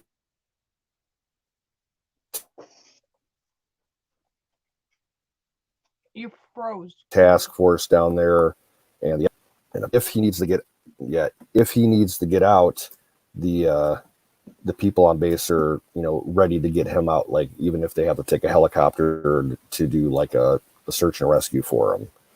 So, but I heard from a captain in the army down there that he's okay. Well, that's good. God, could you imagine like being surrounded like that with fire? That's got to be a scary situation, number one. And then making those phone calls to the very people you love or your friends. It could be your very last phone call. Well, that's the scary thing is because I can't he's got like imagine. 5 or 6 kids down there with him. Wow. Well, prayers, definitely. Yeah. I'll be saying prayers tonight. I mean, Jimmy's been a long-time friend of ours for like 5 years. okay. He's Well, good people. I'm new here, so I'm sorry that I don't know him too well, but I do recall him now in the chat room. Yeah, he chats in the text chat a lot, and he's come up on video. Within the last couple of months, he's come up on video, probably 6 or 7 times, but his connection's never very good because he's out in the jungle. Trump ring? Yeah. Cool. Makes a Trump implant when I give him a right hook. There you go. It leaves an impression. A lasting impression. There you go. I'm sorry. That was good. If they're Antifa and they get the right hook to the face, that image sticks in the face. The mark of the beast. I just Googled it because I couldn't see it very well, and I didn't Google it. I typed it in Amazon, and it really does look like Trump. It's like it's $8. That is freaking cool. I bought it at the gun show. I had to have it. Oh, this would be really cool to buy a couple of these and give them away. His hair's even gold. Yeah, I see that. That is friggin' awesome. That is so funny. It's heavy too. It's a heavy ring. Yeah, well, yeah, it's stainless steel, and stainless steel. I wear stainless steel myself, so wow, pretty cool. I don't know what kind of metal it is, but it sure looks like a biker ring.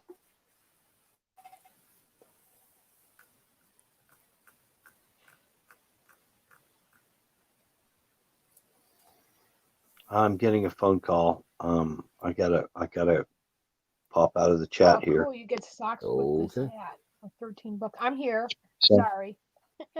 I kind of worry because my son's with my mom, and I need to make sure that nothing's wrong with my mom.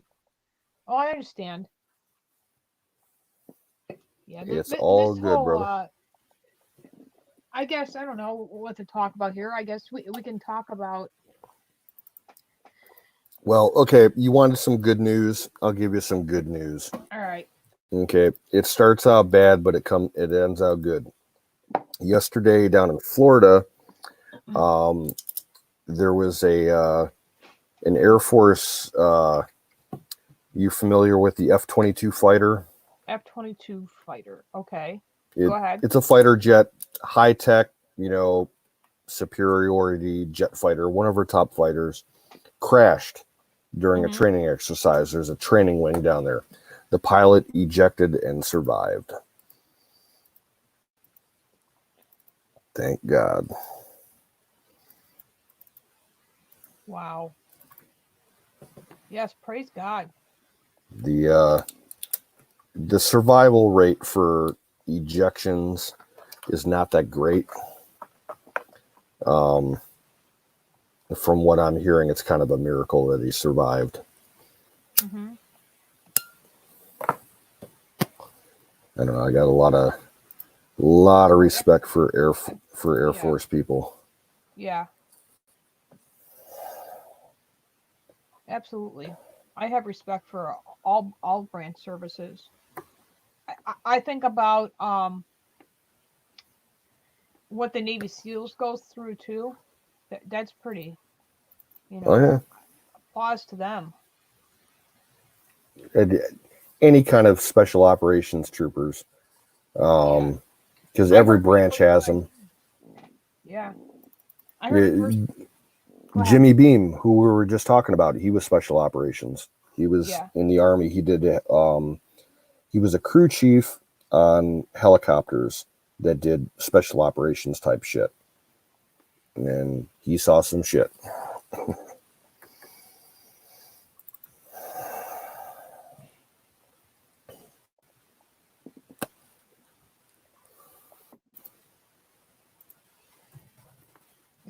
It's I saw something on what was it, Twitter, and then I talked a little bit about it. I think it was the other night. I don't know how it is for your state, but everyone's getting pissed now because these nursing homes are starting to get all these patients with the coronavirus, right? Oh, And these here in nursing homes Ohio, are not receiving any kind of masks or anything because all of them are mainly privately owned. So yeah. yeah, okay, here in Ohio, let me give you a stat. This was in the papers here, 3 weeks ago. Um, Out of all the cases of corona in Ohio nursing homes, they broke it down, individually. Uh-huh. Uh, the highest amount of cases were in a nursing home in my city. We got this nursing home right on the edge of our city. They had, I think it was 68 cases at the time of the article of patients that tested positive and 43 staff members. Uh-huh. You just got to wonder, like, how unsanitary something like that kind of place is. It just Right. makes my skin crawl. Oh yeah. It makes me disgusting even before this whole COVID stuff. It's like, okay, I get it why a lot of these staff members at nursing homes are pissed because they're not getting the stuff that they need and to protect themselves. But it's like even before you all even had to deal with this coronavirus, you guys just basically were neglecting allowing these elderly patients die left and right. Like I've seen so many wrong things go on in nursing homes, and it's not just Oh one yeah, nursing home, it's multiple nursing it homes. the entire Like that the smell whole of the urine whole is in con. every nursing home I've been Yeah, to. I toured nursing homes. Okay, when I was in school, I was in the choir for a couple of years, and we Hmm. used to do concerts at all the nursing homes.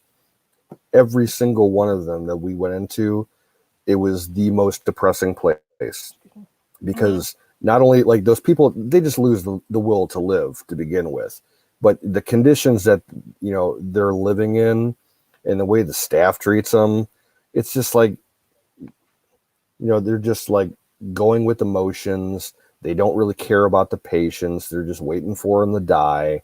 It's like it's so sad. Hmm. I finally I quit choir because I didn't want to go see it anymore. Right. I don't blame you. It really is. It's all of it is just it's so upsetting and sad. It's like the my neglect entire of the shit. life, my entire life, my mother has always told me and my sister that when she gets old, if we ever put her in a nursing home, she will come back and haunt us for the rest of our days.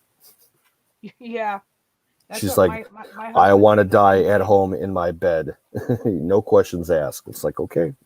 Yeah, my husband said basically the same thing.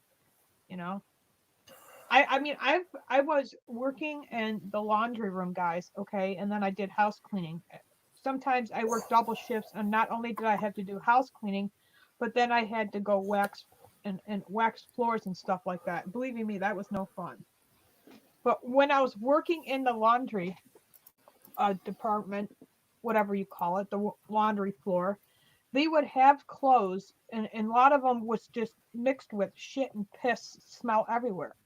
In the mix of this, they would throw their depend diapers, because that's what it is, adult diapers. They would mix it in with the clothes. And these depend diapers had you know what inside them. Believing me, it was disgusting. And no matter how many times we've washed these clothes from these patients or residents, that smell after a while of urine and feces doesn't go away. It's disgusting. And it makes you wonder, how long do they sit in their own shit and urine too? Like, seriously. And then it makes you Yep. wonder, like, okay, then it makes you think even further. No wonder these people and residents are getting bed sores. I seen them where it's all the way to the bone, like a basic hole Oh, on their bottom. yeah. They'll die. Yeah, Yeah, I've seen autopsy pictures where the bed sores have led to gangrene and the bones rotting and shit like that. It's yes, disgusting. it Um, is. the same thing happened down in New Orleans after Katrina. Do you remember all the stories about the nursing homes where the staff just left and left all the their patients to basically die in their beds, and a lot of those people died after like 4 or 5 days, from bed sores and gangrene, and they're getting blood infections, going septic. Right? It's crazy, right? You ever I seen videos remember. of the injection capsules? No, I did not. No, me and Crow are talking jets. Jets. I don't know too much about military jets, I will be honest. My grandfather was Navy, so and he was on a ship called the U.S. Sierra, and they decommissioned that, I believe, in 2003, or was before that. That was So a he got to see supply that. ship, wasn't it? The It was U.S. Sierra. I Yes, think it I was believe you're an correct. ammunition. I think it was an ammunition carrier. Mm-hmm. Yep, I remember it was a big ship. Yep. Pretty cool how my grandfather used to tell stories and stuff like that. And um, but when he started getting that dementia, he could remember every story about Pearl Harbor. But then I would walk in a room and he would like ask me my name. So I My think that was the hardest grandfather, thing. yeah, my grandfather dealt with some Alzheimer's and dementia the last 2 years that he was alive. Uh Um, huh. he died in '03 at the age of 83. He was a World War II vet. He was an anti-aircraft gunner on uh, cargo ships like the Liberty ships, the Mm-hmm. convoy cargo ships going back and forth, supplying Europe and Asia and everything. Um, he, at the end of the war, he was in the Pacific, and his ship got hit by kamikaze pilots, from the Japanese that were just crashing their planes into the ships. And he got hit with some shrapnel in his head. And basically, he was in a Wow. coma from way out in the Pacific all the way back across the Pacific, through the Panama Canal, and up the Atlantic to New York. And then he spent like a couple weeks in the hospital in New York before he woke up. And for the rest of his life, he was completely fine. But he had a tumor in his head that just, by the time he was about 81 years old, it started to manifest Alzheimer's from it. Mm-hmm. Um, he started having flashbacks and sleepwalking incidents where he was Right. reliving the war, and it was some scary fucking shit. Oh, I bet. On more than one occasion, I'd wake up in the middle of the night and he'd be standing in the family room talking to himself, as if he was having conversation with the people that he was working the guns with during the battle and everything. It was just Mm-hmm. nuts. Yeah.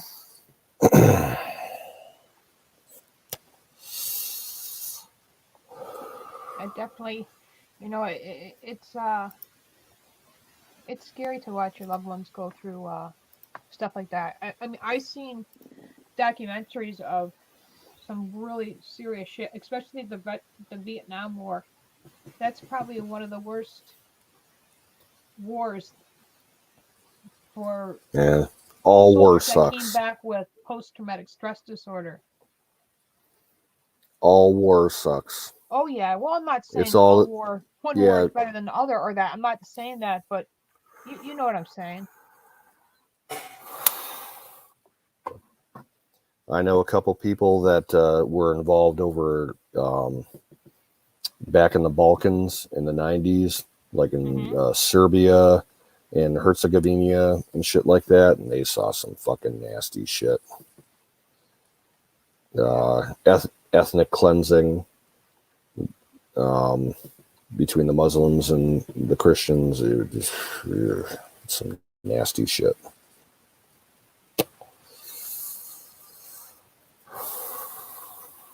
Like I know a guy who a son of a friend of mine. He was in the Marine Corps, and he was over in Iraq in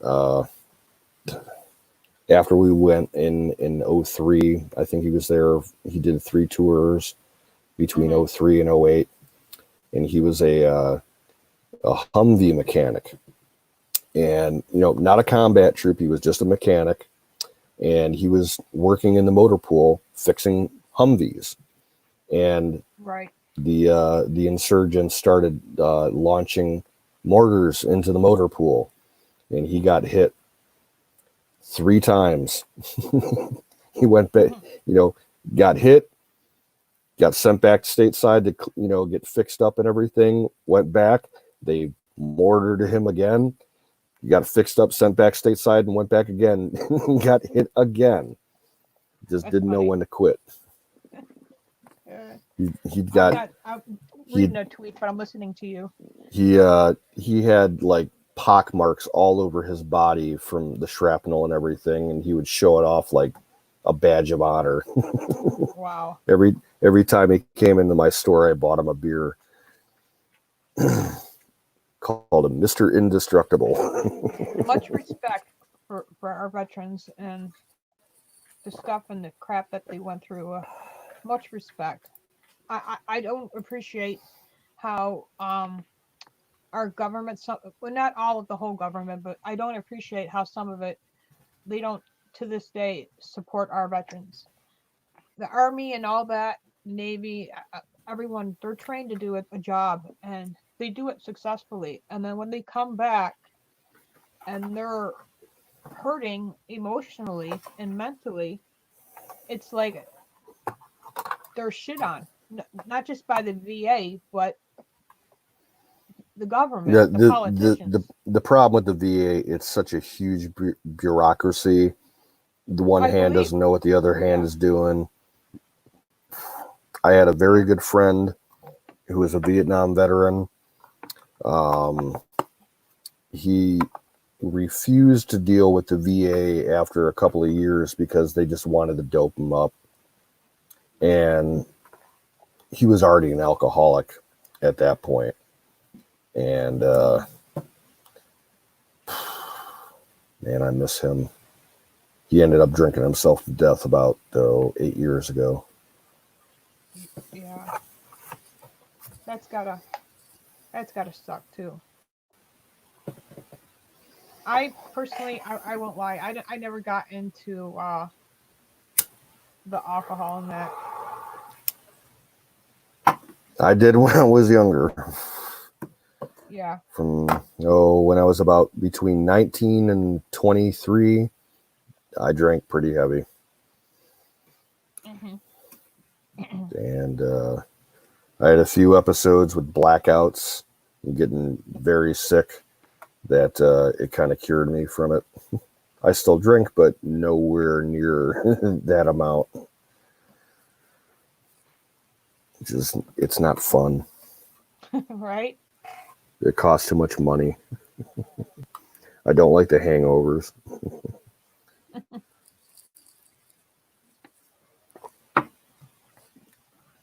They got these flags that you roll out, right? I've seen I think it was Brandon Tatum or somebody else. Anyway, they're at the airport and they're walking around with it, right? Well, now they got a new one saying Trump, no more bullshit. That's funny. Or they got one that says keep America great. Did you see the article that came out yesterday about there was a hacking that happened? A group of hackers hacked into the accounts of a very prominent lawyer in California and stole a bunch of data from him, like something like 360 terabytes of data. And this guy's a celebrity lawyer. Like, I think he's like Jennifer Lopez's lawyer, and a bunch of other actors and high big name celebrities. They're asking a ransom of something like $46 million in order to give the data back before they release it. Really? And they're claiming that they have some data on Trump. Oh, please. Here we go again. Yeah. It's just like the same Yep. thing when It's they more said they fucking had him on liberal video. California bullshit. Yeah. Just like that video they said they had on him with him peeing on somebody. Exactly.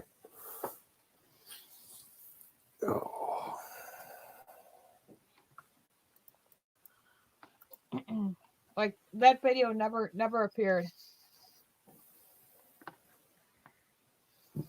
Do you remember the interview that Putin gave after that whole scandal was proved false?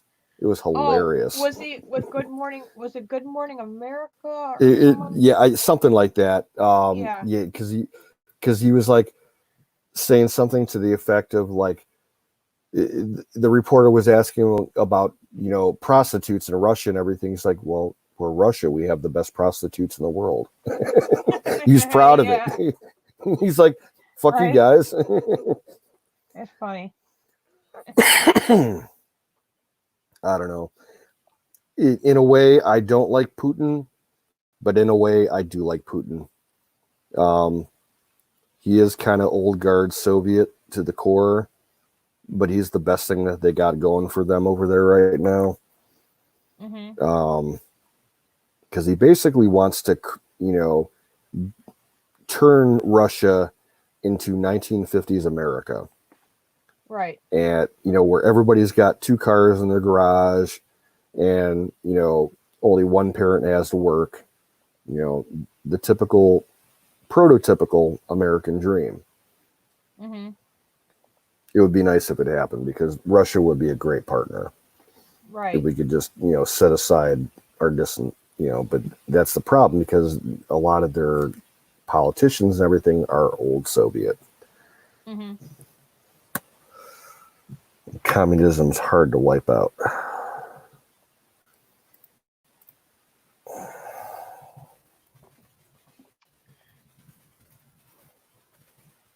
Crow Minion's gonna love that flag that he's getting in the mail. Cool. Just saying.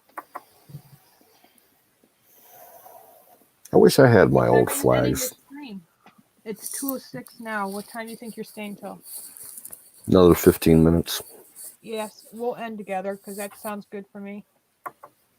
I do need to run downstairs real quick. I will be right back. All right, I got this.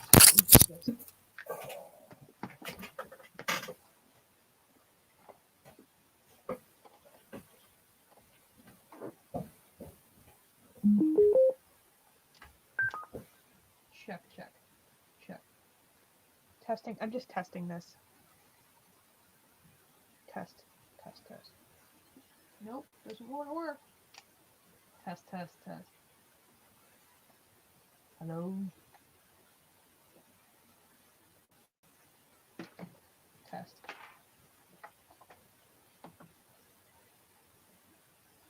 I'm just testing something real quick.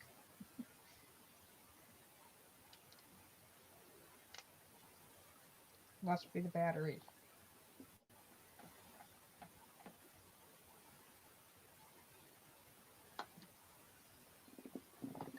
Anybody left the chat? I don't know. Is there anybody even in the chat room? Off. On. Off. on. Let me try again. Hello? Test, testing, testing, test, testing, test,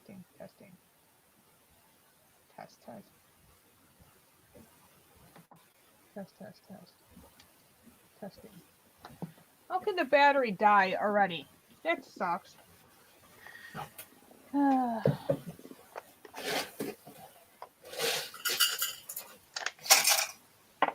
Man, batteries are not cheap. And this is not a very expensive thing my brother got me, guys. So, like I said, it's really loud, and I can't wait to use it to start screaming at the politicians. What do you got, a Or megaphone? not Alex Jones, but Owen Schweier. That's what he walks around with, is just a little PA system like this. You know, when he does his walk around stuff. I've got a bullhorn somewhere here in the house. Yeah, he has one of those things too. My father bought it like 15 years ago, and you know what he used it for? What's that? He used it to yell at trespassers. There you go. If he saw somebody walking across the field in the back, instead of like walking out there, a 10-minute walk, or taking the truck out into the field, he'd just get on the loudspeaker and get the fuck out of my farm. It would be echoing throughout the neighborhood. That's funny. Yeah, because that happens when your farm is surrounded by 3 housing developments. You get all these yuppies that move in that have no concept of private property. They think, oh, there's an open field, I can just walk around in it. Don't walk through my crop. We had an asshole. I remember like 4 years ago. I was next door over at my cousin's house having Easter Sunday brunch, and we're looking out the back window into the field, and there's some asshole walks out into the field with a little table and a bag of golf clubs and a bucket full of balls, and he just starts playing golf in our field, putting balls. Right. And he drives out. He didn't have the bullhorn. He went out, and instead of driving the truck, he fired up the tractor, and he goes driving real slow through the field to this guy, and he's like, "What are you doing?" "Oh, I'm practicing my swing. I'm on the high school golf team." "Well, what makes you think that it's okay to play golf on my farm?" "Oh, it's an empty lot, What's the big deal?" It's like, get the fuck off my property, you asshole. And before you leave, you can pick up all your fucking balls. Yeah. That's funny.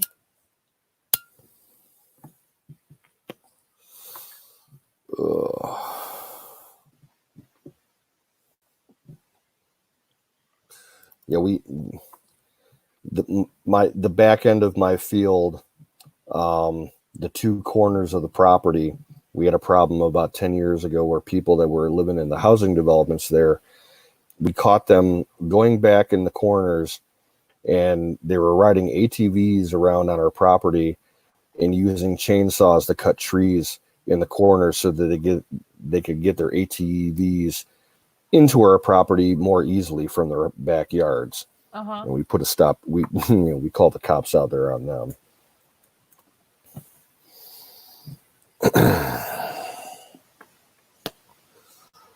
I do not like trespassers.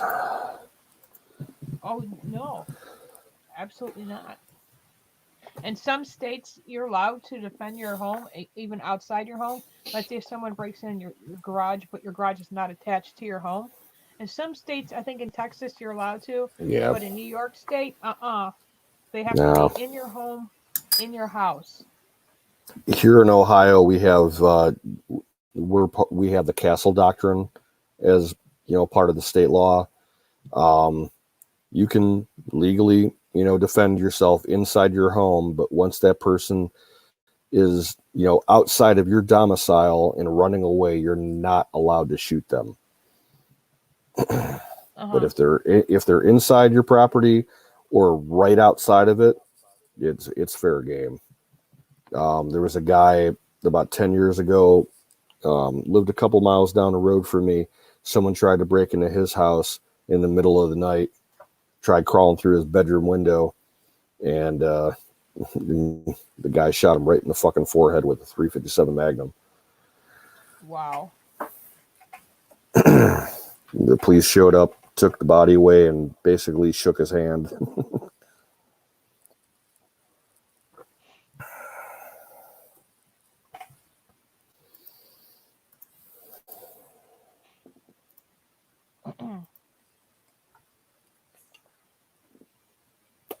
Trying to read the chat, but it keeps like Yeah, I have to read Wild it Bill, like over here. and I think Wild Bill's the only one left, Okay. I was like, oh boy. unless Crow's still lurking. Yeah. I think tomorrow I'm going to be taking the night off. I mean, I've been going live for the past almost week straight, so it gets exhausting after a while. I don't think I'm going to be on tomorrow night either. Yeah. I'm going to need to catch up on sleep. Yeah, definitely. Because you know what? What's going to Yeah. happen is I'm going to log off here. I'm going to get ready to lay down, and Sarah's going to end up waking up within an hour. And she's been sleeping since 3 o'clock this afternoon. I try to get on 5 weeks a night. I can't do 6 or 7. Yeah.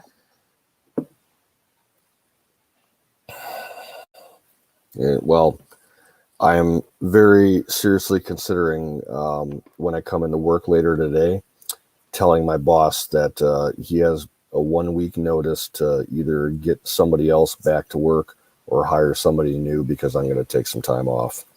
I'm burned out, and I got too much shit that I need to get done around the house. Mm-hmm. I need a break because for the last 7 weeks, it's just been me and like 2 other girls working there, and I need a break. Yeah, I don't blame you.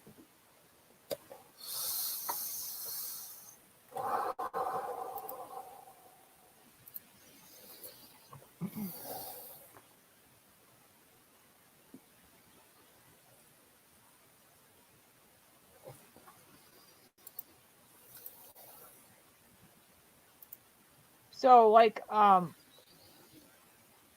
is it supposed to snow by you like all weekend? Because I know they said it was supposed to be nice by us. Because we even opened the pool. I haven't heard about I don't think it'll be snow. It's going to be rain. It's going to be too warm for snow. I don't think it's going to drop below 45 for the next week here. I know we got rain coming today. They said the last forecast I saw said Sunday morning would be scattered showers turning to thunderstorms later in the day. And then Monday would be dry. And then Tuesday, Wednesday, and Thursday, chance of rain. Mm-hmm. And what hits me usually hits you a couple hours later. Right. Same with Aaron. I wanted to ask you, do you happen to know the place that Aaron's living in now? That abandoned factory? Have you ever been past it or anything? Is it? Do you know exactly where it's near? I know you were saying Franklinville. Yeah, it's somewhere in Franklinville or right on the outskirts of it. It's an old ice cream dairy plant that's been closed for like 30 years. Because he's been talking about it for months. Okay. And he finally like moved into it a couple of days ago, and he's been live streaming from in there. And ever since he started talking about it, I've been envisioning what it looks like. And sure enough, what it looks like is exactly what I was envisioning. And what does it looks like? It looks like a rundown abandoned factory from like 5 miles away from me. It's got to be so cold in there for him. I don't know. He should invest in, like, he gets some kind of disability. I would go make a deal and buy a camper and go find a friend's property and just live like that. If he actually needs to do that, he could. Like, he's got the ability to do it I'll financially. have to ask my husband. He takes a drive once a month there, to check on my aunt and that. I'm trying to think if it's the one I'm thinking of. And I if couldn't. so, I'm not familiar with the layout of the he's town. got to be careful because I'm sure someone will eventually see him. Like, Well, the especially if thing, he goes in and out. the problem is it's a hangout for some local kids that go there to get stoned, and he's like Okay. big. He's been hanging out with them, and a lot of people were worried that the kids are gonna start blabbing that there's some guy living in the abandoned Yeah. factory. But the way Aaron's talking, he thinks that he would be able to deal with any authorities coming in there by just like putting locks on all the doors and saying he has squatter rights if it comes down to that. Mhm. So who knows? With Aaron, anything's possible. Yeah.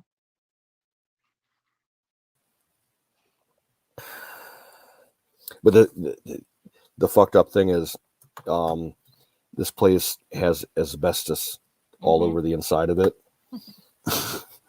and like where he's living right now is like it's a laboratory room, and he keeps saying he's cleaning up all the asbestos and mopping and washing the floors and everything, but it's just not a place I'd want to sleep in. Mhm. And he was telling the kids that were hanging out there, he's like, yeah, you guys know what asbestos is? And they're like, no, what's asbestos? They have no clue. And they're like walking around in it and playing Oh around in it no, and yeah, shit. you got Aaron too though. Yeah. Yeah, definitely because if it's the place I'm thinking, it definitely has asbestos. And Oh then you yeah, got it has mold, it for sure. You mold can see it too. on camera. Yeah, that shit's not good breathing in that. I don't know. I got a feeling that this isn't going to last long for him. The authorities are going to find out, and they'll find a way to force him out. Oh yeah.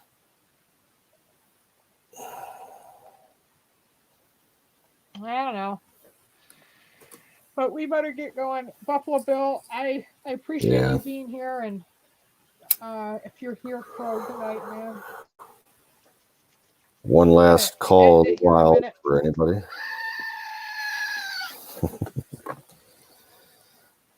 Thank you everybody for coming in tonight. Wild Bill, it is always a pleasure. Crow Minion, we love you, bro. Just need to get on camera one of these days. And Oh, me Miriam too. went to bed. Zach went to Yeah, bed. Everybody I'm else gonna went to take some bed. of my special So medication here, and who knows? Maybe Sarah will yeah, sleep all night. all right. Well, you have a good one, Michelle. I'll shut You it too. down. All right, sounds good.